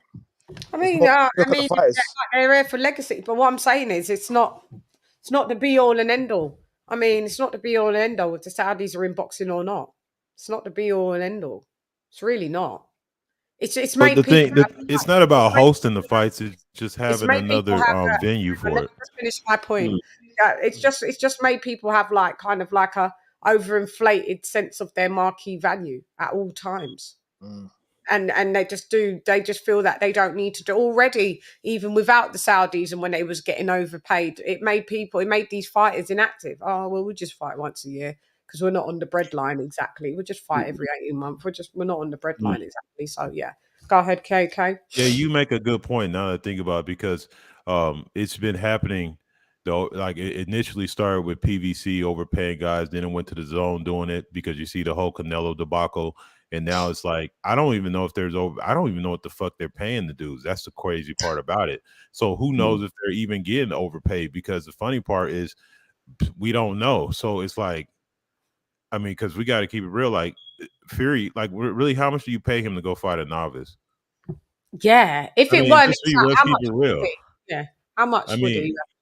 I don't know. That's what I'm saying. So it's not even necessarily that, but I'm just saying as far as when I mean, look, but I guess my disappointment is, you know, these motherfuckers a year that started off what we were going to be talking about. This motherfucker is becoming a whimper in the second half of it, to the point where we're probably low key going to talk about this. Probably went from, oh, this is probably one of the best years in boxing in a few years, to probably thinking like, shit, this might be one of the worst. I mean, it's just gotten that bad. It's just stupid. So we can't look at it as venues or stuff, because you got to think about it, because it does come down to revenue, and the more eyes you have on a sport, it just is what it is. I mean, American boxing, you can put 30,000 people. It's not 100, but that shit will make as much money as a big gate. So it's just when you market it down that, like I'm just saying, on the horizon right now here, and I'm gonna keep it real. Like a lot of people will generate the Latino fighters, the Mexican. Look, man, they be fighting in venues that are like with 2,500 people. They're not. It's not like they're massive draws. They're not selling out giant buildings or anything like that. It's just not happening. So the next, I guess, reputable fight that we got coming up here is Devin Haney fighting Winston, but that's in Oakland, and we know how home fights go. So if that fucks around, gets blown up. Like, these guys don't realize you guys ain't got time to be pulling no bullshit. Nobody want to pay attention to you. You guys slowly becoming irrelevant. The shit's like us boxing people listen to us, hardcores pay attention. But I promise you guys right now, I could walk past 100 people and none of them is talking about boxing. I hear about football, I hear about fucking baseball, I hear about basketball. Nobody's gonna bring up no boxing except for, hey, yeah, y'all seen boxing? And the first thing they'll say is, oh, we have Roy Jones Jr., Mike Tyson. That's the only thing they'll mention about boxing. Floyd Mayweather in there too. Yeah. Ask them a relevant person that's fighting right now. I don't see it happening. It just, I mean, you see it, like I said, even the connections of like these guys. You speak of Japanese fights. To be honest, to watch NU fight, I got to be up at fucking 2:00 in the morning. Like, no, that's not exciting, man. I watch it. We have to be up at 5 to watch yours. Yeah, but that's like you got the world. If you got to watch boxing and you are boxing fan, nobody's going. But me as a hardcore, we talking about regular people. Majority of people not going to do that. So it's like we got to look at the overall health of the sport. And when I'm talking about America, because I'm just being real, like, to be honest, like, it's not that I'm a nationalist or nothing, but I'm not going to be rushing to see no bunch of overseas fighters. It's just not going to be the same. So now, why is it not the same? Because it's hard to connect with people that you don't have access to in the same way you do that they're here on the same time frame as you. So like, to be honest, like, if you're not a big name outside, look, I'm keeping it real with y'all. Like, outside of the main marching key fighters in the UK, that's very xenophobic. You can walk around here right now, ask a lot of these hardcores about fighters outside of states. They don't really even know none of them, except for like the big names like AJ, Fury, and them, stuff like that. Yeah, because you guys think that it's only anything that happens, everything it has to happen in America. It's not, even if that happens like that, it's nationalism. It's no different than you saying like a guy that's from Mexico would know a bunch more Mexican fighters than he would know anybody else. It's not. What you're saying ain't true. No. Let me we watch all the top boxing and even the smaller fights in America, Japan, Mexico, and the UK. In America, it's very insulated. It is like they was on websites the other day saying, "Oh, let's throw Eddie Hearn off Matchroom and let Al Heyman take it over." But if that happens, we're not going to get no more of the low weight cards. We're not going to get no room for sight. We're not going to get no more Roman Gonzalez. We're not going to get no more women's boxing. And like the Zone have done their best to be a global app. If Americans are allowed to run it, they're just going to cater to Americans. And that's the truth. If anyone's American in the thing, chat. You're telling the truth. No, yeah, that's real though. And it's going to cater to Americans that not going to want to watch it, because the problem is like I'm just being like keeping it real. Like, I'm a realist. I live in a sports scene here. Boxing is relevant to the majority of people. I guarantee you, more people knew who Ngannou was in America than Fury. I'm just keeping it real. Like they watch MMA has fight cards literally every week, and they're title fights, legit fights, guys going running it back. You know, I just seen whatever the guy, I can't think of his name. He just won a big fight and came back a couple months later. It's like, so when you look at the tiering of fighting here, it's just, I mean, I'm not saying that like you guys are right. I don't want America to take over anything, but I'm just saying as far as the interest here, it's just dwindled so badly. It's just like I don't see what they're going to do about it. It's just not. It just boils down to xenophobism, basically. You've lot got a very, yet again, you've lot have got a very inflated self that everything, you lot don't even leave out your state, let alone your country. And you know what I mean, and think that's the world. It's quite pathetic. Yeah, I'm so glad we don't look at sports like that at all. The belts do start with a W. They start with a W, which means world. Well, I think in this country, we've got Anthony Joshua to thank for the fact that it, and to a certain extent Sky as well, because they brought boxing back into our consciousness. And in the UK, we have tried to have big events. We do celebrate the fact that we make a lot of the titles important. We make the British title important. We make the Commonwealth title important. We are trying to have 50-50 fights. We don't really have the arse protection of records that we had probably about 20 years ago. We do try to get fights in early, and that's why a lot of our fighters do end up with losses in their record, because we're getting in these big fights early. And I think that's good for British boxing in itself. And one thing we have in Britain, which probably keeps it going, we do have a lot of casual support of boxing. Obviously, the casual support was boxing is not their first sport, but if there's an event and it's marketed properly, they'll come out. They'll leave Highbury or Stamford Bridge to go and watch the fight, or they'll leave the reality TV to get a fight. So in England, we do market our sport properly, and we do have a good crossover of celebrities trying to watch fight, which is in the 80s when I used to stop and watch your fight. I used to always see celebrities you fight, like people out of Seinfeld. I used to see Jack Nicholson at every Michael Nunn fight in the 80s. You see a lot of celebrities at these big fights now, because we're doing what you lot were doing, 20 or 40 years ago.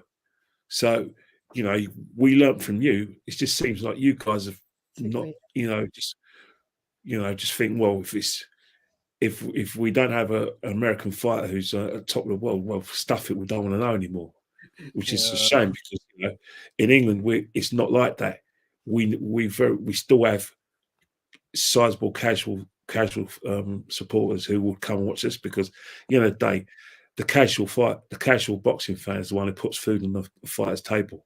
None of us will, and I should say it respectfully. We're sure things, or we're so disenchanted with the events that we stuff it. I'm not going to pay £80 for that to go and watch that. I'm not even going to pay for the pay-per-view. I'm going to get it on my screen. No, I'm disenchanted with boxing, but casuals in this country that aren't. They're event goers. We've got more event goers in England than we have than you guys have in the United States. And we got domestic fights that keep us busy, where Americans don't seem to do too many domestic fighting. Like, everything has to be, it's a mega fight. And that's why. Exactly. Yeah. No, and that's what. Look, it wasn't. I see somebody say I was talking about. No, it's not self-centered, but like, keep it real. America They do not watch outside of and it's gotten worse as time going on, because I remember when I was coming as a kid. We watched things that were world events, Olympics. You talk like we knew the name of racers and stuff like that. Like, you knew those world competitions. You saw it. Look at even boxing, the amateur boxing. We watched it. They had a wide world of sports on TV. We don't have that anymore. They call, like, I've seen somebody making this point, and I don't know if I necessarily agree with, but they'll be like, oh, they're the world champions, and then somebody imply, well, they just play in America. How are they the world champions? I don't know. What the fuck? You know what I'm saying? So, like, let's keep it real. American football is a American sport. All the teams are from America. Basketball, all the teams are from America. So you're not like, just because the players come from somewhere else, the majority of the people you're watching are Americans. So let's be real. We don't pay attention outside. Like yes, some of y'all do look at this, or you. Come on, man. We do not pay attention to sports outside. You guys are self-centered. What exactly? I mean, however you want to put it, but yeah, they'll watch stuff that's American, and that is related to the sport. Like baseball, where is baseball played outside the United States where we watch it? Yeah, but that's a specific geographical sport. So exactly. But boxing's not a geographical sport. No, I'm not saying. Look, you guys are misinterpreting what I'm saying. I'm saying to you that right now on the totem pole, boxing is irrelevant here, and it wasn't based on it's now dying because it's finishing itself off because of the star power. But it initiated when all these fucking promoters took boxing and put all the shit on pay-per-view. They put all the fights on these paid channels. It wasn't on mainstream no more. You know what I'm saying? Like it's like that shit was detrimental when it went to this. How many? It doesn't matter who it is. It was all it started with. Well, it was only one promoter that did that. No, I'm not talking about present day, because right now, even when he got into boxing, it was already minuscule. Because before that, boxing used to come on ABC. It used to come on regular TV. You could watch fights on Friday night fights on ESPN. Some of the best fights we've seen were on Friday night on ESPN free television. That disappeared. You see really great fights on ESPN for free. I just know you that. Mean you talking about on the app or on TV? You can see some good fights. We see Teofimo Lopez and all of those like big fights. We saw his big fights and Lomachenko and that. We saw them on either ULOT on app or on. That's what I'm saying. Look, I'm gonna be ESPN. 83 that right now in America, still over 100 million people primarily watch their sports. Yeah, I know, but at the end of the day, on the app is not going to get you're not going to get the numbers in. I know it sounds big, but it's not. PBC did that. PBC fucked up the whole model. There you go. But that's a fact. PBC started putting. I'm not here to argue about who did it, but I'm saying that's what happened. Yeah, but no, because you got to be careful with the terminology that you use when you say all of these promoters, when there wasn't all of these. Okay, well, let me We was quite happy to pay for big, gigantic Don King cards that were fully stacked on PPV. We never. No, I'm saying to you that I'm not talking about pay-per-view in the sense of just like per fight. I'm talking about that it went to premium television, like HBO and Showtime had all the fights. That was the beginning. Now, the reason that was substantial is because it made it less available to the mainstream audiences. So yes, most of us had HBO or whatever, but then you see HBO fall out the business, which is the biggest premium channel. So now you shrunk in the market of who has available. Like if you have to pay for something and you're trying to have 50 million people pay attention to it so that it has some kind of fan base, you're constantly shrinking. Showtime's subscription group is nowhere near that big, and the majority of them are watching fucking shows or other shit. So now, then on top of that, now you're moving all these fights to pay-per-view. Like PBC was putting fights on pay-per-view. I'm like, what the fuck? You're getting like 30,000 buys? Like, what are y'all doing?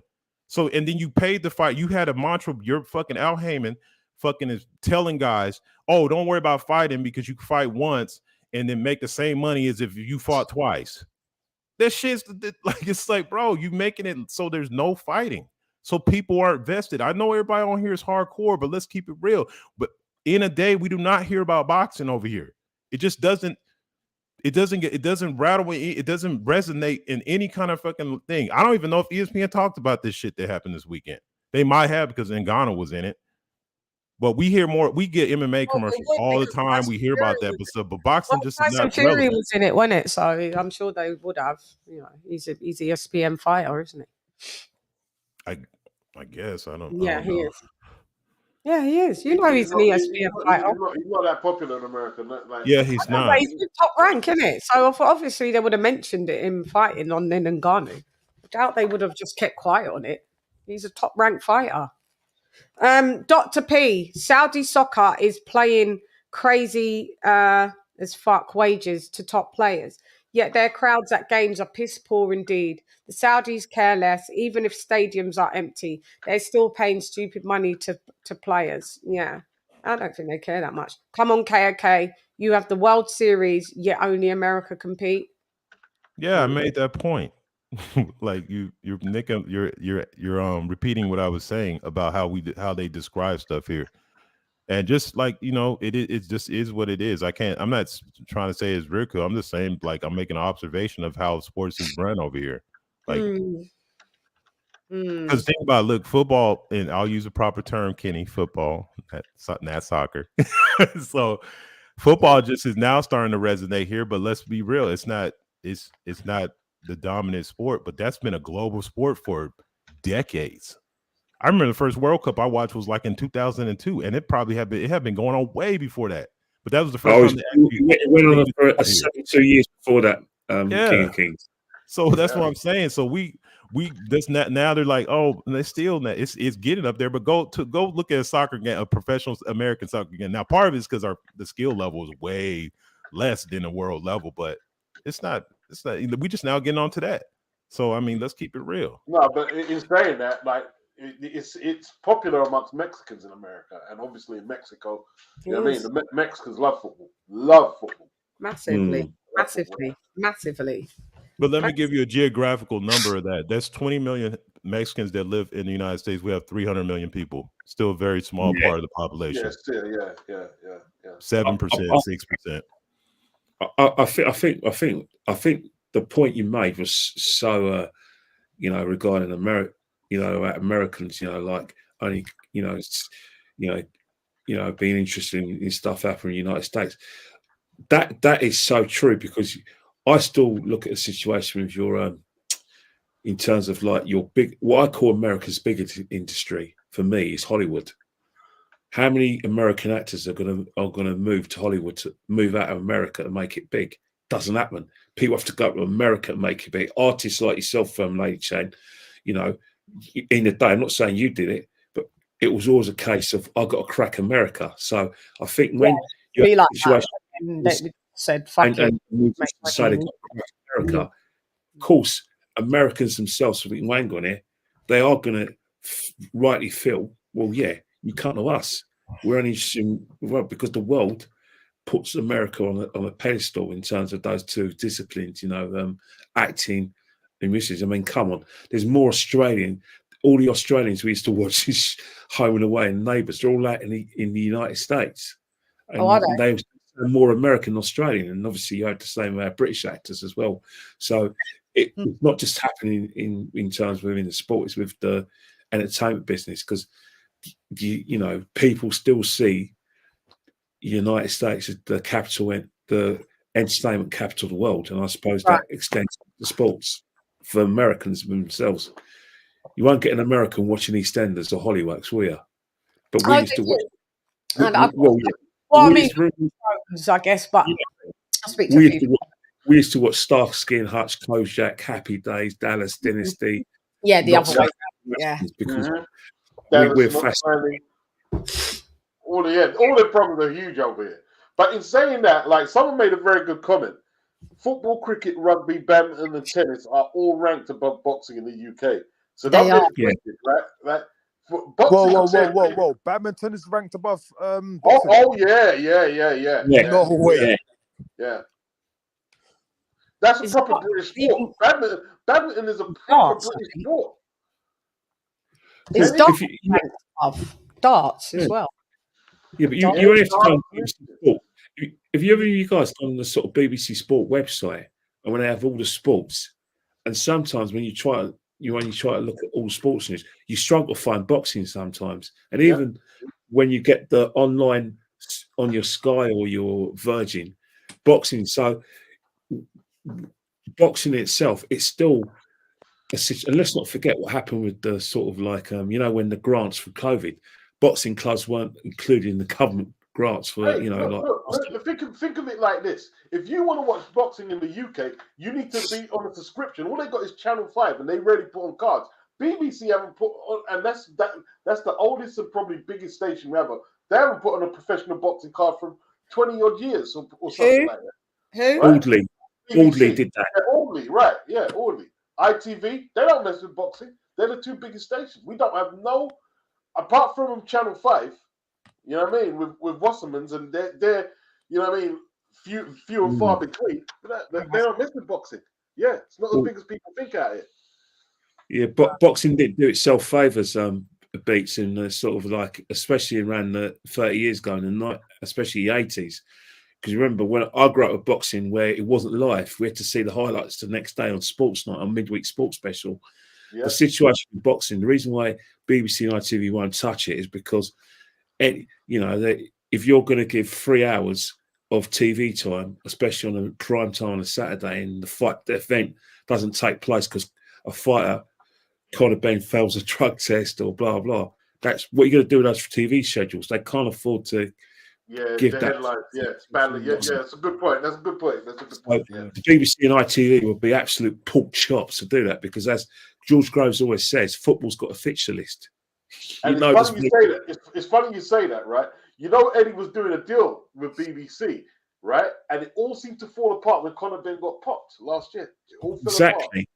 Yeah. Right now, radio, dedicated radio station like, Talk Sport or Fight Live or BBC Live, 5 Live, they can do that because radio will, isn't, let's just say, people may say radio's dying. I don't think it's dying, but there is schedules that you can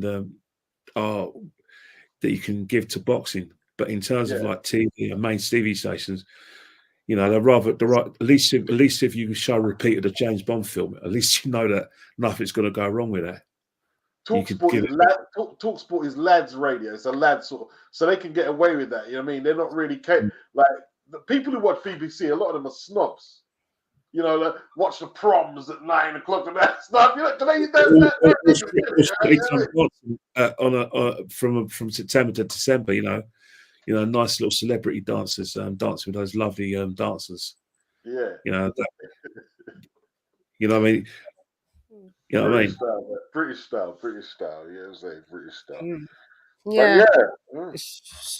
Yeah. I don't know. I just wanted to say, just on a couple other points of on the Ngannou fight. Did you notice that Ngannou didn't bite on any of Fury's feints at all? Yep. No. I went to the group after. I was like, he didn't do like anything Fury did. It just didn't work. Ngannou was. I'm not sure. Maybe it was a good thing that it was his lack of experience that he didn't realize. He doesn't realize that. Yeah, but most people, it's a reflex.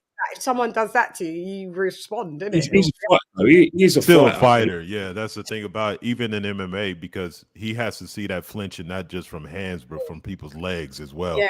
So you still have to put your, like, even MMA, because he's a stand-up fighter. The knock on him was he wasn't good at the other skills for a while, but he developed with those as well. Right. So he was naturally always a striker. So he naturally looks at people.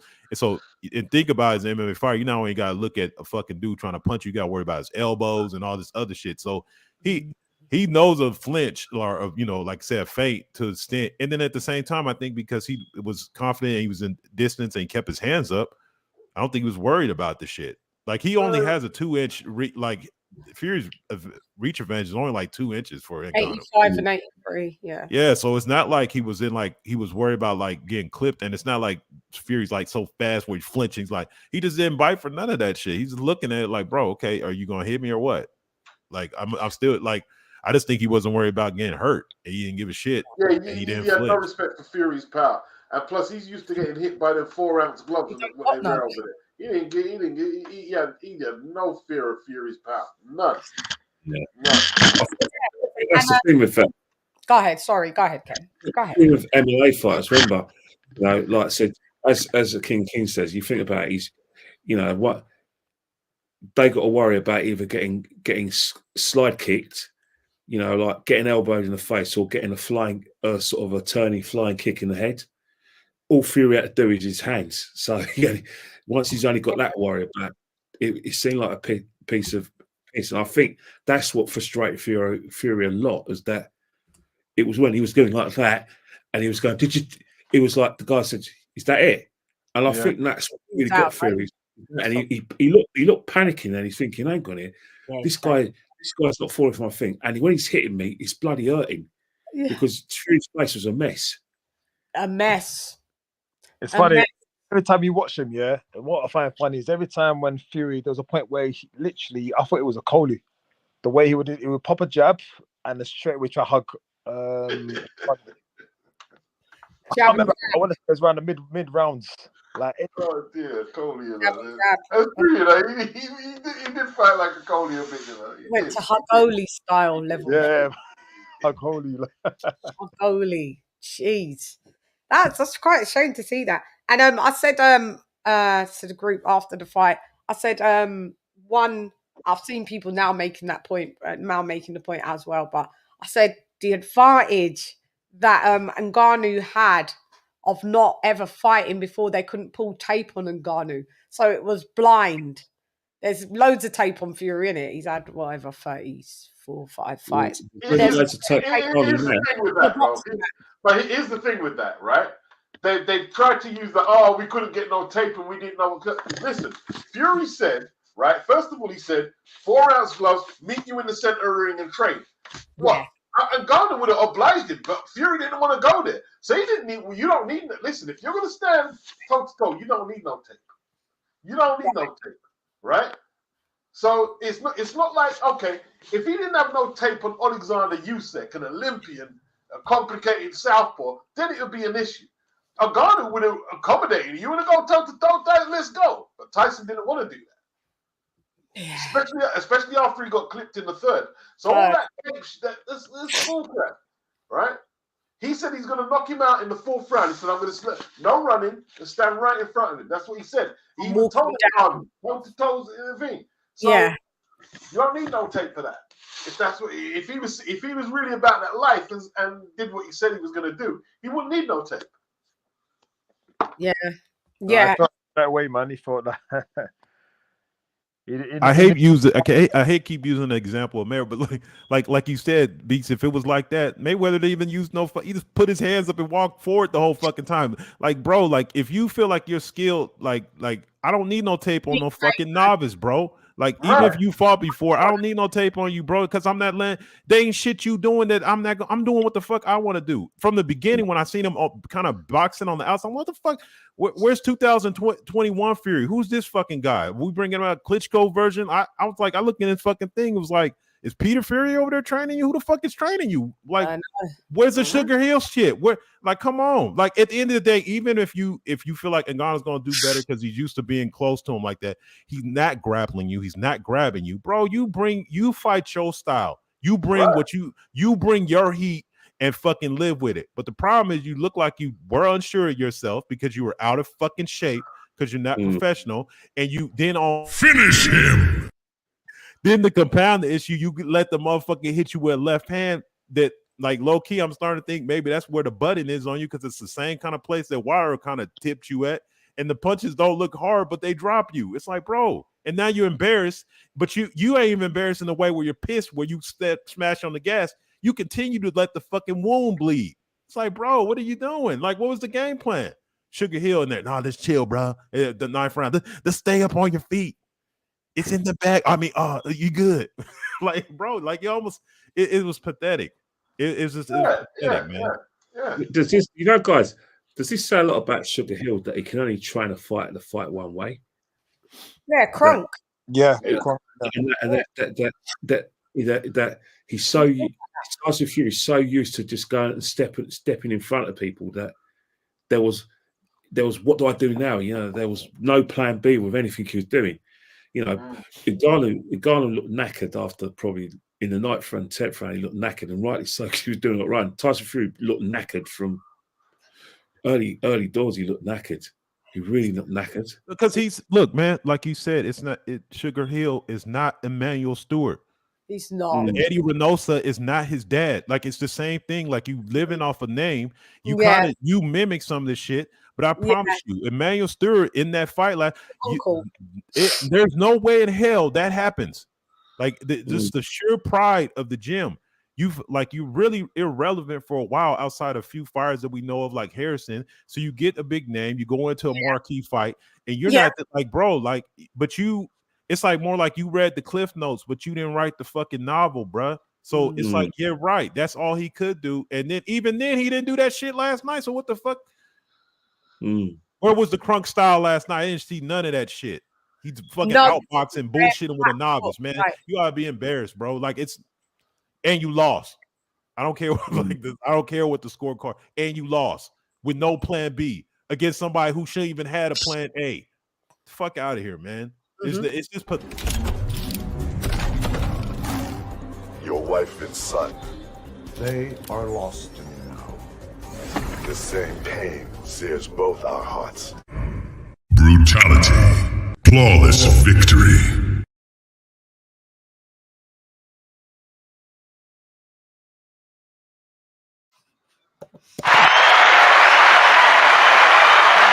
You lot was just going in. I just had to. Sorry. Yeah. Everything. I agree. I fucking agree. Okay. I'm just passionate about a sport. I hate motherfuckers that's like to make it look like that. And you grew up in a lineage. You named after Mike Tyson, bro. And to go in there and do some shit like that and not understand the moment. I don't give a fuck about no tape. Like, bro, like MMA's been like MMA got pushed like fucking Mayweather pushed over here. MMA been trying to press on boxing for years. Mayweather threw their asses back in the cabinet for a while, and you now let these motherfuckers back out. They talking shit in the crowd, running up on Haney, O'Malley and shit. Oh, yo, I want some smoke too. It's like, bro, you get the fuck out of here, man. Like, listen, they need to stay in their lane. They can't just take on boxers. They a lot of them will get hurt badly. Trust me. A lot of them are getting hurt by Jake Paul. Hang on. Yeah. To keep it real. One second. I tell you what, right? If you don't know like what it is to be a boxer, and you go in a fight like what was on DAZN on Saturday, that O'Shaquie Foster and Ami's fight, you can't see the fights there. Them guys wanted to kill each other, literally. Like that was a proper old school 60s or 50s bloodbath. Like when you can, the type of fight. If you're not, you can get really hurt. Like that, the punches that Hernandez took.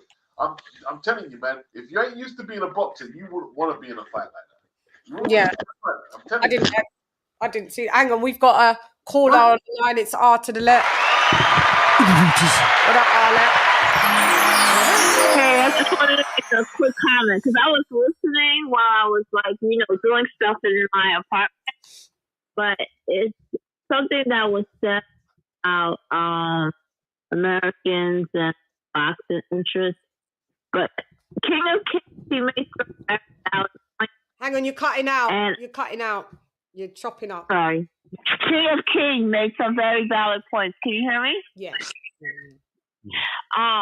But I would like to say I do believe that a lot of people are not interested in boxing, but that's just even if it was all Americans, it's just a niche sport here in this country, and it's certain sports that people are not 100% in this country is really in for, but it depends on your nationality, and America's a melting pot. Like some people like hockey, some people don't. Yeah. Soccer, some people don't. A lot of inner city people like basketball. Southern people like football. But I mean, it's different. But Fury, I just wanted to make a big point of that. It's very dangerous that you guys, the people in the UK, not you, Chann, or anyone in the panel, put him on a pedestal, because this is why people think boxing is whack. Because of this. Because of Fury. Seriously. People like Fury and Wilder. Especially after what happened this weekend, this is why people think Fury it's like a joke. Fury's on WWE, embarrass himself fighting MMA fighters. He's like an embarrassment to me. And I don't know. I think it was Beat said that he's just embarrassed himself. No, I think he embarrassed the sport. When he even took on this fight, that was like an embarrassment. Even before, but now that he took it and he performed after that, it's like an all-time low. and it just makes it just look crazy and makes British fighters look whack. No, but Arlen. To Americans, I'm saying to Americans, it does. I'm just being real. And you know I'm the biggest AJ fan, and I love AJ, but it does make it look whack. No, but Arlen, let me ask you this, yeah? Why should boxing take responsibility for that SHIT show that he put on there? He should let him be responsible for it, not boxing. Let him be responsible.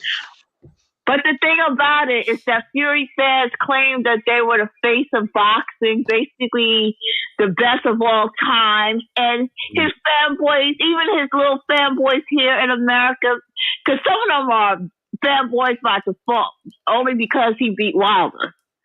And a lot of people thought Wilder was good. So they're gonna think that Fury's great. Like Chann had a guy a few weeks ago that came on her show. I already knew that he was a Fury fanboy when he said that Wilder's the hardest puncher of all time and all of this stuff. Every time when people talk that stuff in this country, I already know that they're a Fury fanboy. So it's like by default. So that's what I'm saying. It just makes boxing look bad. It makes the boxing look bad. Because how come a guy that never even put on a glove in a professional, never had an amateur match, never went through anything, did this well against everybody, like a lot of people here proclaim that it's so good. It just makes it look bad. He didn't make boxing look bad. Now, now this guy probably have a false sense of he probably think he can knock out AJ or knock out Wilder. Just off of what Fury did. I'm sorry. I don't believe that, but I'm sure there's a lot of people, and I've seen it that AK and Wilder's not going to do any better. I've seen those comments. They're ripping boxing apart now. You're right. They're ripping boxing apart after that. You're right. So whose fault is that? That's what I'm saying. You just made boxing look bad. Yeah, you're right. I can't even argue. Yeah, you know the thing is, in terms of Tyson Fury, I think a lot of Tyson Fury fans, especially in this country, I think they think they've gone off Fury anyway because he's not giving them what they wanted. They had in essence they've only had 2 fights for Tyson Fury in big stadiums in this country. One was at Dillian White. Everyone has their opinion on how that went and what the event was like. And obviously they had what I call mates rates, the mates rates fight at the Tottenham Hotspur Stadium. So the Fury fans have been dissatisfied, and they said, "Right, we want either AJ." Let me tell you, Let him finish. Sorry, babe. But the fact is that the fact that Fury hasn't given them that fight, a lot of these fans are turning off him. The fact that he went with Ngannou has annoyed a lot of people, especially his fans. And on that showing, it's not. He can talk all he wants.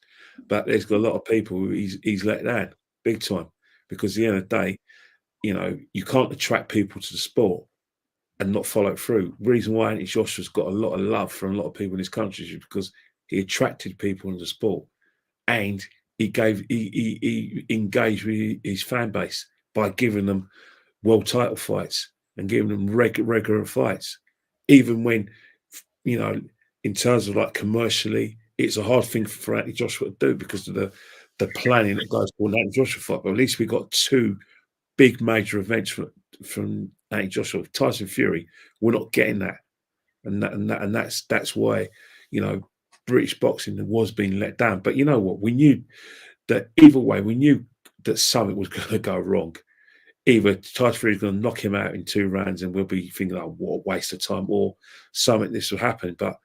He's getting blasted in England. I can tell you now, LadyChann can confirm what I'm saying. He's getting ruined. Carl Froch is ruining him. George Groves is ruining him. George Groves, I said it today. He's getting ruined.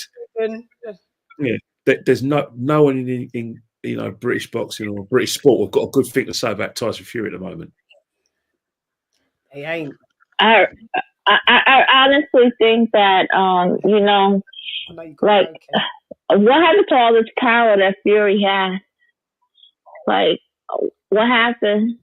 There, like, remember whatever the narrative was, like sitting down on his punches.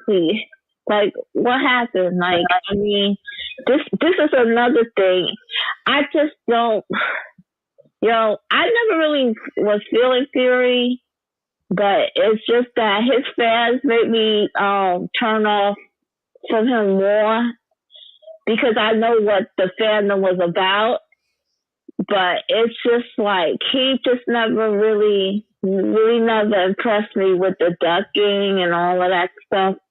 And this is another reason, like I said, the sport is not doing too well as far as in the heavyweight because of this thing with Fury and even like with Wilder. Like that's corny. Like, I mean, that's just getting like outdated now. And they never, between each other, they never got to prove themselves on how good they really are because they kept on fighting each other. So they did themselves a disservice. And I'm just really fed up. And I don't like Wilder because he made Fury great. And I don't like Fury because he made Wilder great. And they cherry picked each other and they never gave anybody else a chance. Agreed. But that's it. Agreed. Yep. ALOT, thank you for calling in, sis. Okay. You ain't Thanks, lied. sis. Okay, have a good night. Yeah. Goodbye. ALOT is lift the Still fighting to this day. To this day. To this day. You just sit here, you don't know what I'm.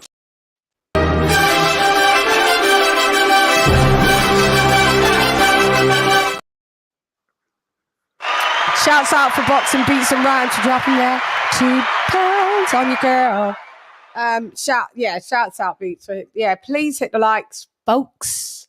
Massives and crew. Yeah, for sure. That was a good call. I had some agree. Yeah, I have to agree for the most part. I mean, you open a can of worms, and here we are with the fucking worms in it. So. Just to expand on something that she was saying real quick, though. Let me get this beat in. It's only gonna be a quick second. The black eye that came was not the performance. It's the fact that the main thing a lot of people were saying, they were like, because Ngannou lost on the scorecard, it's like, oh, that's why I don't watch fucking boxing. Because think about this year and the shenanigans between scorecards, between Mr. Weeks. They think fucking boxing is a circus, that the fights are predetermined, that it don't matter how you perform. So that is the black eye, because at the end of the day, even if he performed that bad and the cards go Ngannou's way, then at least there's some integrity of the sport. But on top of that, they feel like Fury look like shit. This is your this is your king type of shit. And then on top of that, this motherfucker gets basically everybody feels like got robbed. So that's the things that's the narrative that goes when they speak negative about boxing over here, is shit like that. Yeah. Go ahead, Beats. Yeah. Well, you kind of stole my moment with your points there. You know, like people are looking at boxing like, well, you can't really get a decision, like, because if you're paying somebody $50 million, dollars, you're not going to give the other guy you're paying $6 million or $8 million the decision. Mm-hmm. So like. This corruption, and like to make it worse, like what other sport, like okay, you get giant killing in the FA Cup, yeah, Ken, right? Yeah. This was all the trophies at the moment. Right. 15 years. That's what I'm saying. This guy never had a fight. He never had a fight, and he like literally. See, the thing is, all right, you get giant killing in the FA Cup, but if you win, you win. Yeah, you score 2, the other team score 1, you win. It looked like Ngannou won, he didn't get the decision. So it's not a good look for boxing either way. Like it kind of like you're our WBC heavyweight champion. People are saying he can't fight, and then the corruption. You know, it's a double whammy. It's not. You know? That's true. Yeah, I think the thing is, as long as you've got people like Lennox Lewis saying, come out with this statement, and it's a Lennox Lewisism where you've got to take the belt of the champion. As long as you have people like that in boxing, you're always going to get results like we got on Saturday. Yeah. Because it's a very pompous statement to make. Yeah. That you know what it smacks of arse protection. That protecting your asset. Yeah, because I would have come salute. He fought shit, but we're going to make him win because he's making us a lot of money. So the guy, it's tough luck because we had the same sort of bollocks we had with and it was actually more serious than this with Catterall and Taylor. You had people like that Ghastly. Who's that Ghastly on Ebony Bridges? And that's why I hate Eddie, because of her. But that's another show and a half. But you got people like Ebony Bridges talking crap about how Catterall didn't take the belt of the champion and Colfrot's being the usual pork chop he is, saying that. And that's the problem we have with these decisions. When you've got people like that, especially Lennox Lewis saying, "Oh, I thought Tyson Fury won." You've got to take the belt of the champion. What did Ebony Bridges say, Ken? Say that again. What about Ebony Bridges? What she said? Remember after the Catterall Taylor fight, she was one of those idiots that were coming out and saying, "Oh, yeah, that she didn't think that Catterall did enough to take the belt of Josh Taylor, even though Catterall beat him from pillar at the post and knocked him down." She was one of those people, and that was alien betted by Cole Frotz. And then we had this weekend Lennox Lewis saying the same thing after the event that Ngannou didn't do enough to take the belt of Tyson Fury. That mantra of boxing is like poisonous talk because it gives arse protectors, promoters, and biased judges, like the go ahead to give decisions that that have nothing to do with the fight we've seen. Yeah. It's like, you're champion. You're champion until you have to earn the right to be a champion. You can't just have gifts from heaven. Just because someone hasn't knocked you out, it doesn't mean you should be allowed to win a fight. You have to earn it. And if the guy was better than you, then judges should do their job accordingly, not just be subjective. But that's the thing with boxing. But because when we get the judges' scorecard and it's close, we're always going to get a few judges who are going to use the get out clause subjectivity. That's the problem with boxing. Yeah. And then that's a good point because I did have to tweet back at Lennox Lewis about this silly old statement here. Let me just quickly, I'll just pull it up so everybody can have a look at it, I guess. Let me just pull it up because what Lennox Lewis said was totally hypocritical. And I was just like, okay. So I had to, tell Lennox, state my opinion.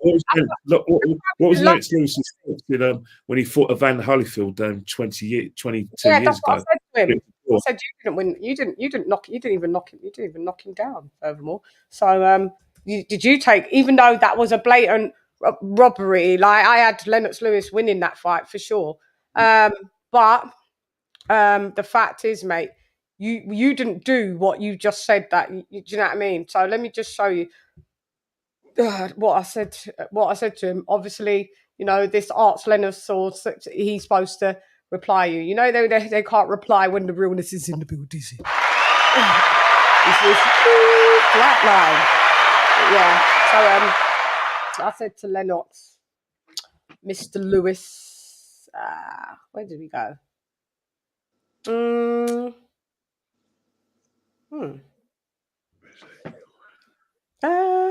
Tweets. Where did it go? I want to know. Get you out of my system, out of my system. This doesn't even look like this is my fucking thing. Get you out of my. Hang on. Maybe. Hold up. Is it different now? Yeah. Don't reply. Don't replies. Yeah. I got to log in. I was already logged in. Logging in from a different device. Thought you could already see. One sec. It's usually just already comes in logged in. Like, hang on.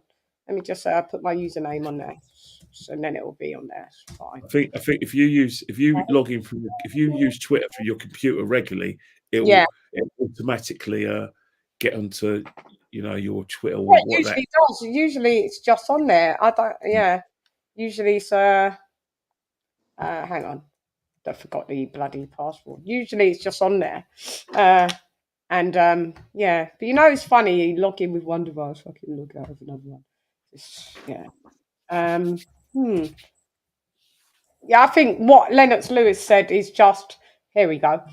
Sorry, just didn't have you looking at my password. Okay, take off that. Yeah, this really goes in, didn't it? Get that off. All right, so let me just share. Sorry, my bad, guys. Real quick. I know Ken's got to be off, so. All right, I'm gonna have to bid everyone good evening and farewells. I wanted your opinion on that, though, Beats, on this. All right, let's get it in, and then. Yeah, thank you, guys. Yeah, I just wanted your opinion on what Lennox Lewis was saying, basically. Oh, Lennox Lewis about you got to take from the champion. Yes, well, yeah. So he didn't lose. That's what I was saying. But he, with the Evander Holyfield, did he do enough to take it from the champion? He got deemed a draw. So at least Ngannou should have got that. I think it was hypocritical. Yeah, if you go back to the Lennox Lewis fight with Evander Holyfield, like it was a big controversy at the press conference after, right?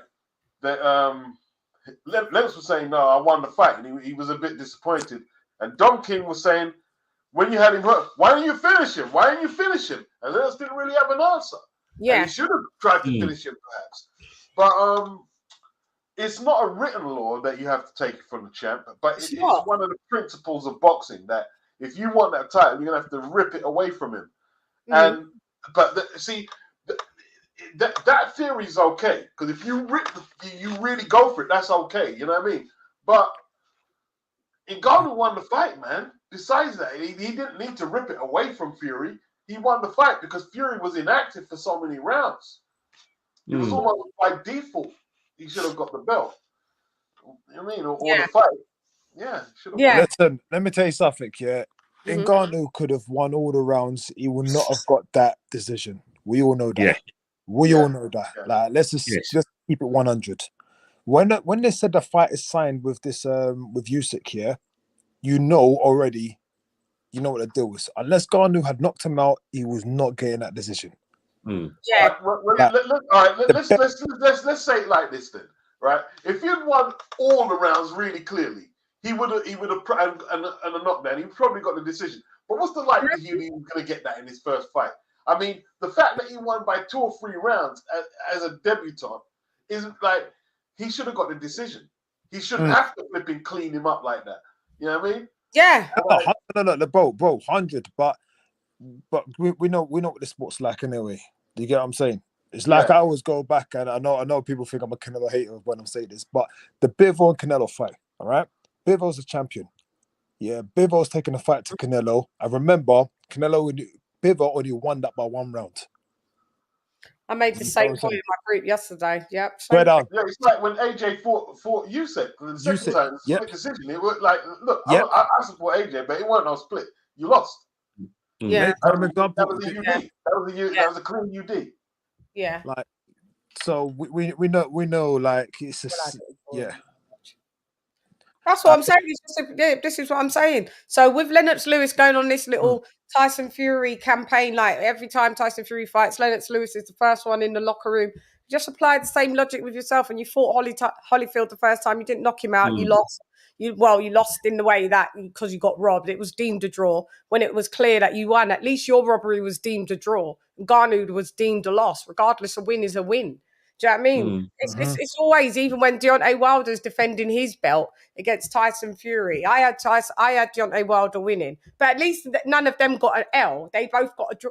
Like they both got a draw. Tyson Fury got a draw. Yet again, like so, it just keeps pissing me off that you drop him in shit and he rises smelling of roses. It's annoying. That's all. I think the ship has passed in terms of him smelling of roses. Fact is that one of the things I said to a friend of mine when I was doing a football podcast with him. There's two things you can't beat. In major sporting events. You can't beat the touts because touts are always one step ahead. Now with social media, with replays and videos, and you can't beat social media. It's always going to be out there. The viewpoints from what happened in the fight and the knockdown from Ngannou to Fury, it's going to be there. You know, there's no coming back from this. People are always going to say, you know what? It's one of those things where I think personally it's going. But in Ngannou, you know, Ngannou, you know, if I was in Ngannou, you know, his stock is really high. You know, he's going to now think he can fight AJ and Wilder and think he can beat them, but he's not going to, because they're not going to be stupid enough to make the same mistakes as Tyson Fury.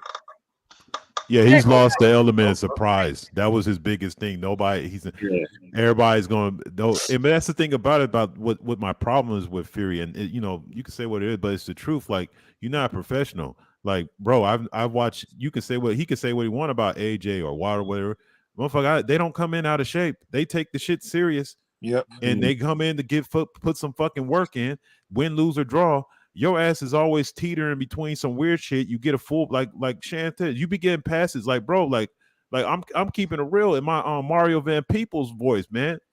I bet on you and you bet on a crackhead. Let's keep it real. He's an ex-drug cheat, all this shit, bro. Like, it's like, and you keep getting passes, but you pookie, bro. Like, let's keep it real.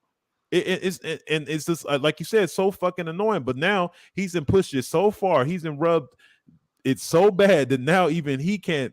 There's no coming away from this. Like, bro, no matter what, you could accomplish a bunch of stuff. Everybody will still be like, yeah, but Ngannou whooped your ass. Like that, like that's literally what's going. Like, you've put that stain on your legacy.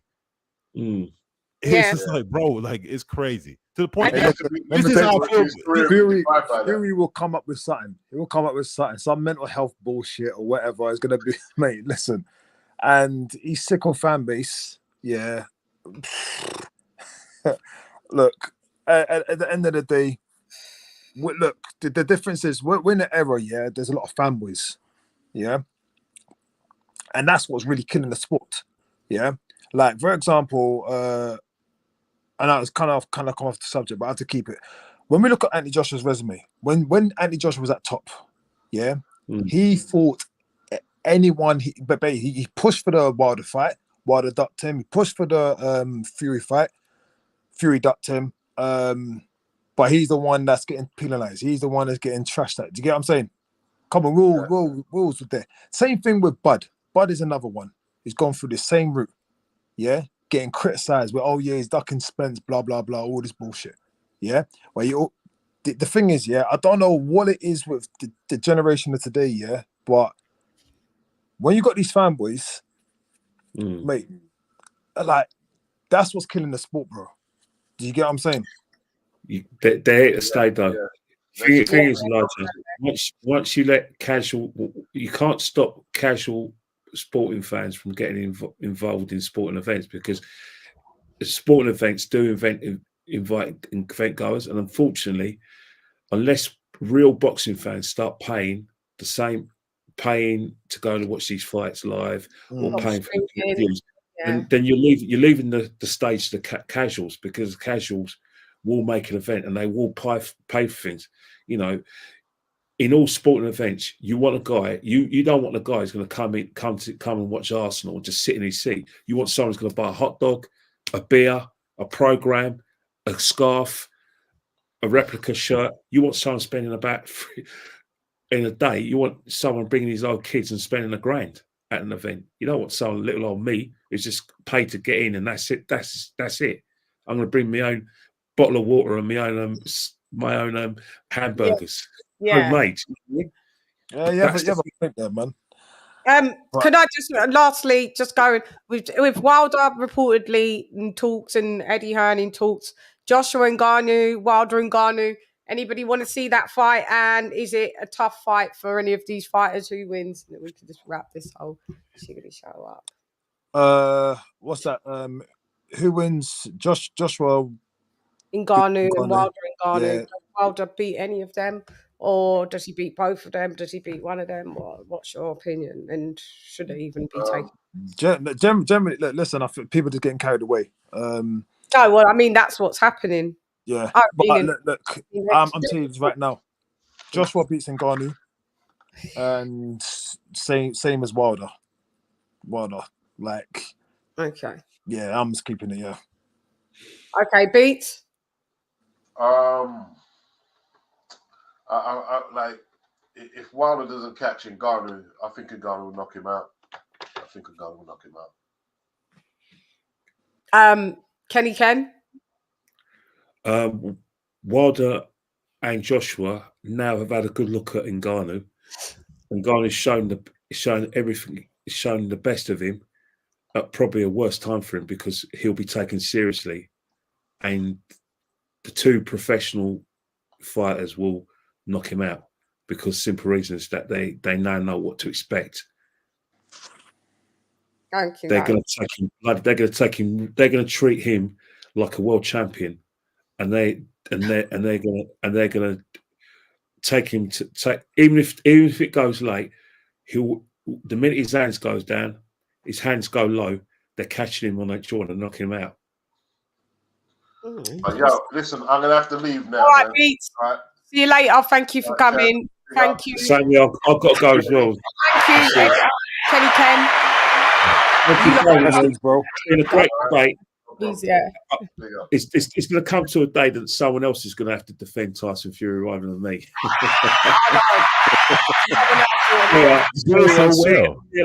you, King. See you later. Blessings. And Beats have left the King, just before, because what do you think with Joshua, Wilder, and Ngannou? They both stop him. No, he's not going to beat them. Like Kenny said, they're going to treat him like a champion and make him look like a beginner. That's exactly what's going to happen. I don't think even if he even without the element of surprise, I think both of those dudes would have starched them because they're not playing. Like, they know at the end of the day, this is a big guy, can't be fucking around. So neither one of them loses. But it'll be a nice little build up because he's made himself legit by beating up on Fury. So it'd be, I mean, maybe some. Let me add someone else into that as Hang well. on, I haven't said my take. Go ahead. Oh, sorry. Yeah. Go ahead, King of King. He's finishing up. Oh no, yeah, that's it. You know, both of them. I got both of them as favorites. That fight's not going to be the odds aren't going to dwindle during the fight. I don't think he makes it past 7 rounds with either one of them. They knock him out. Yeah, my opinion is because I think Ngannou, no disrespect, I already think he's a better boxer than Wilder. So if Wilder doesn't knock him out, I think I think Ngannou stops Wilder. Joshua is a boxer, can box, so I think it would be more competitive fight in a way that I still think that probably Joshua will win, but it will just be more competitive because they're more stature to stature. They're both thick. They're both, well, he's 270 odd pounds. Joshua's 200. He's coming in at about 250. I mean, Wilder coming in at 213, don't really have the boxing skills. So I see that as a less competitive fight. So I see that Wilder probably gets stopped by Ngannou. No disrespect, but that's just how I feel.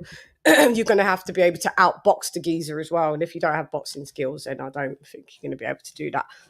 EF, go ahead. That's just my opinion. Yeah, no, that's quick one, yeah, obviously, because I don't really watch UFC, yeah. Has Ngannou ever been hit with... I don't watch UFC, so I have no clue. Yeah. I just wanted to know if he's ever been, like, knocked down or anything like that. I don't. Edward, you watch UFC, don't you? I don't. Now, when I say knocked down, I mean, like, I don't know, like a strike, knee, anything. No, he's never been knocked out. All right, then, cool. I'm going to have to, unless Wilder don't knock him out. Like I'm gonna have to change that one. But another guy I wanted to add in there, I believe even Zhang will take out Ngannou. Zhang. Yep, that's what I said at the beginning. I got Zhang. Oh, you said at the beginning, yeah? Yeah. Zhang will take him right through his shots. Yeah. Wilder will need to put on some weight to face an Ngannou for sure. Like, well, that doesn't work really, does it? Yeah, I agree. Hey, Fatty. What up, Team Fatty 8? Team Fatty 8. Yeah, but yeah, that's all I kind of really wanted. We got through everything on this topic. You guys have been amazing. I want to thank KOK for joining me. I want to thank Elijah Wan for joining me. I want to thank Kenny Ken for joining me. And I want to thank the OG Boxing Beats and Rhymes for joining me. Yeah, and we're going to wrap it up. That's it. I don't stay on like mad long anymore. I usually do 2 hours, 2.5, maximum 3. So, thank you. Yeah, thank you for joining me, guys. And any last words? Any last words between y'all? Nah, just big up yourself, man. Big up yourself. Yeah, just I know you guys definitely heard about the Harlem Eubank and Senior link up. Don't know. You ain't heard about that? I don't know. No. Okay, no, don't watch that. Yeah, I think vaguely what he's got him. Senior is training Harlem. Harlem. I don't know if he's training him because I'm pretty sure Harlem's still with Booth. Oh, Adam, Kooky Booth. Yeah. Boofy. Oh, I don't really know. Yeah. I'll look into it at some point. Any other last words? KOK? Nah, I'll see y'all in a couple of months. Thank you very much. Me. Thank you. You're welcome. Thank you very much. Thank you very much for joining little old me. Massively appreciated. Blessings. See you later, guys. Thank you.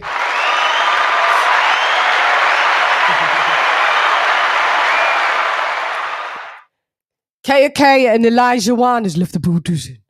Guys, thank you very much. It's been a great shiggity show on the, and I always have fun chopping it up with you on the weekly wrap up shiggity word, shiggity show.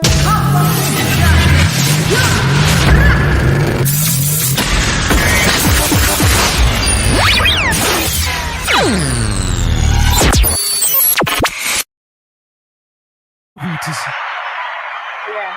Thank you guys. You've been amazing. Thank you, Beats. Thank you, Elijah. Thank you, Kenny Ken. Thank you, KOK. Yeah, thank you very much. Thank you for the super chat. Thank you for the call in. Thank you, Artelet. Thank you for everybody. Guys, if you would like to become a member of the Channelholics, you know what to do. Go to the front of my page, click the join button, and let's go. Me bar rat-a-tat-a-tat-a brain splatter. What's the matter? Just start a don't try. Move the body, try scatter. Pick pattering up all over your body. Now you bruise and batter, tap, shatter. You never should do Allah. All right. So, we're going to say farewell to the members only, Massive and Crew. Yeah, we had a good one. So, yeah, Lennox Lewis be tweaking, boy. Lennox Lewis be saying anything. I knew I wouldn't get a reply. I knew it. When you write, you don't get them type of replies, boy, because they're like, Okay, the end of the poll. 92% of you hit the like button. If you haven't hit the like, come on now. Stop playing. We can end the poll. 92% of you have. 80% of you haven't. Haters, mount up. So I need to read out the members only roll call. Members only roll call. Let's get that going. But yeah, if you would like to become a member, you know what to do anyway, like I said. So let's pull that up. And okay.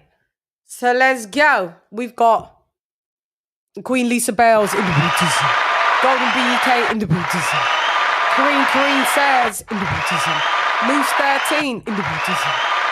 Donald Banks DP in the baptism. Zara K in the baptism.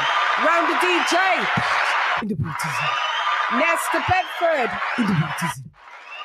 James RUDD in the baptism. What up, bud? What up, gangster? Retro boxing and documentaries in the baptism. Con Shaunery in the baptism. Ricky Ricardo, mi hermano in the baptism. Stephen T in the baptism. Dub Right Side in the baptism. My sister, Harlem's finest, Arta the Let in the baptism. D-Star Boxing, mi hermano también in the baptism.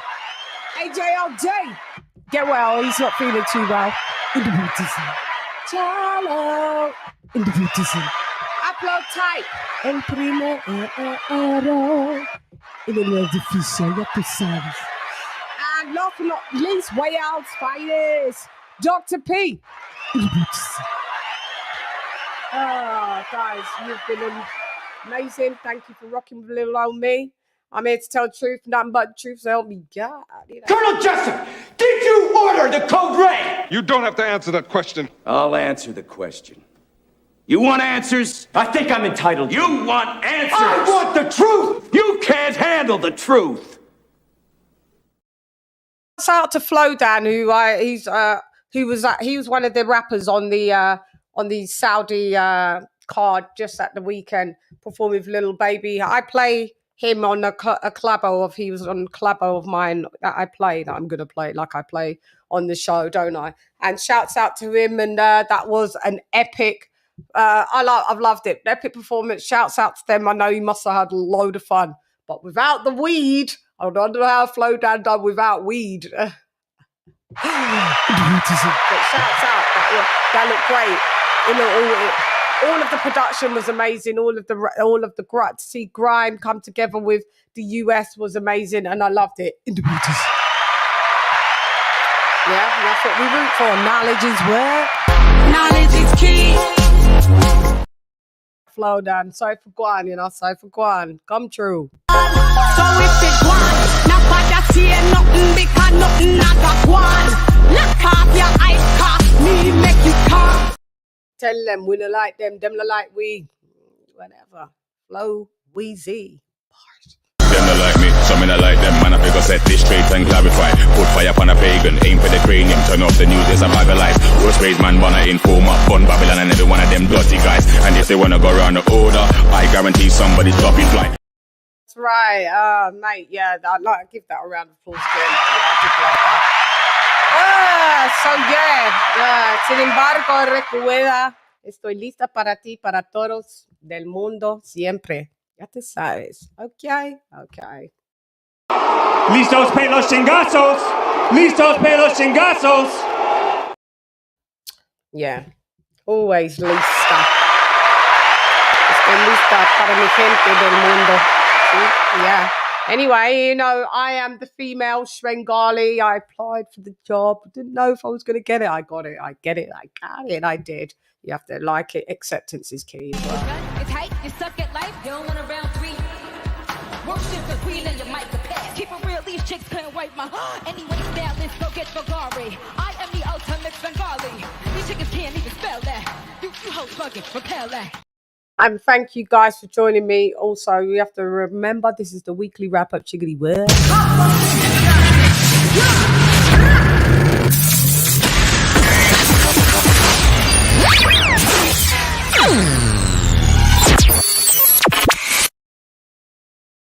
I'll be back on Sunday as well. I had to reschedule the Steve Cunningham Jr.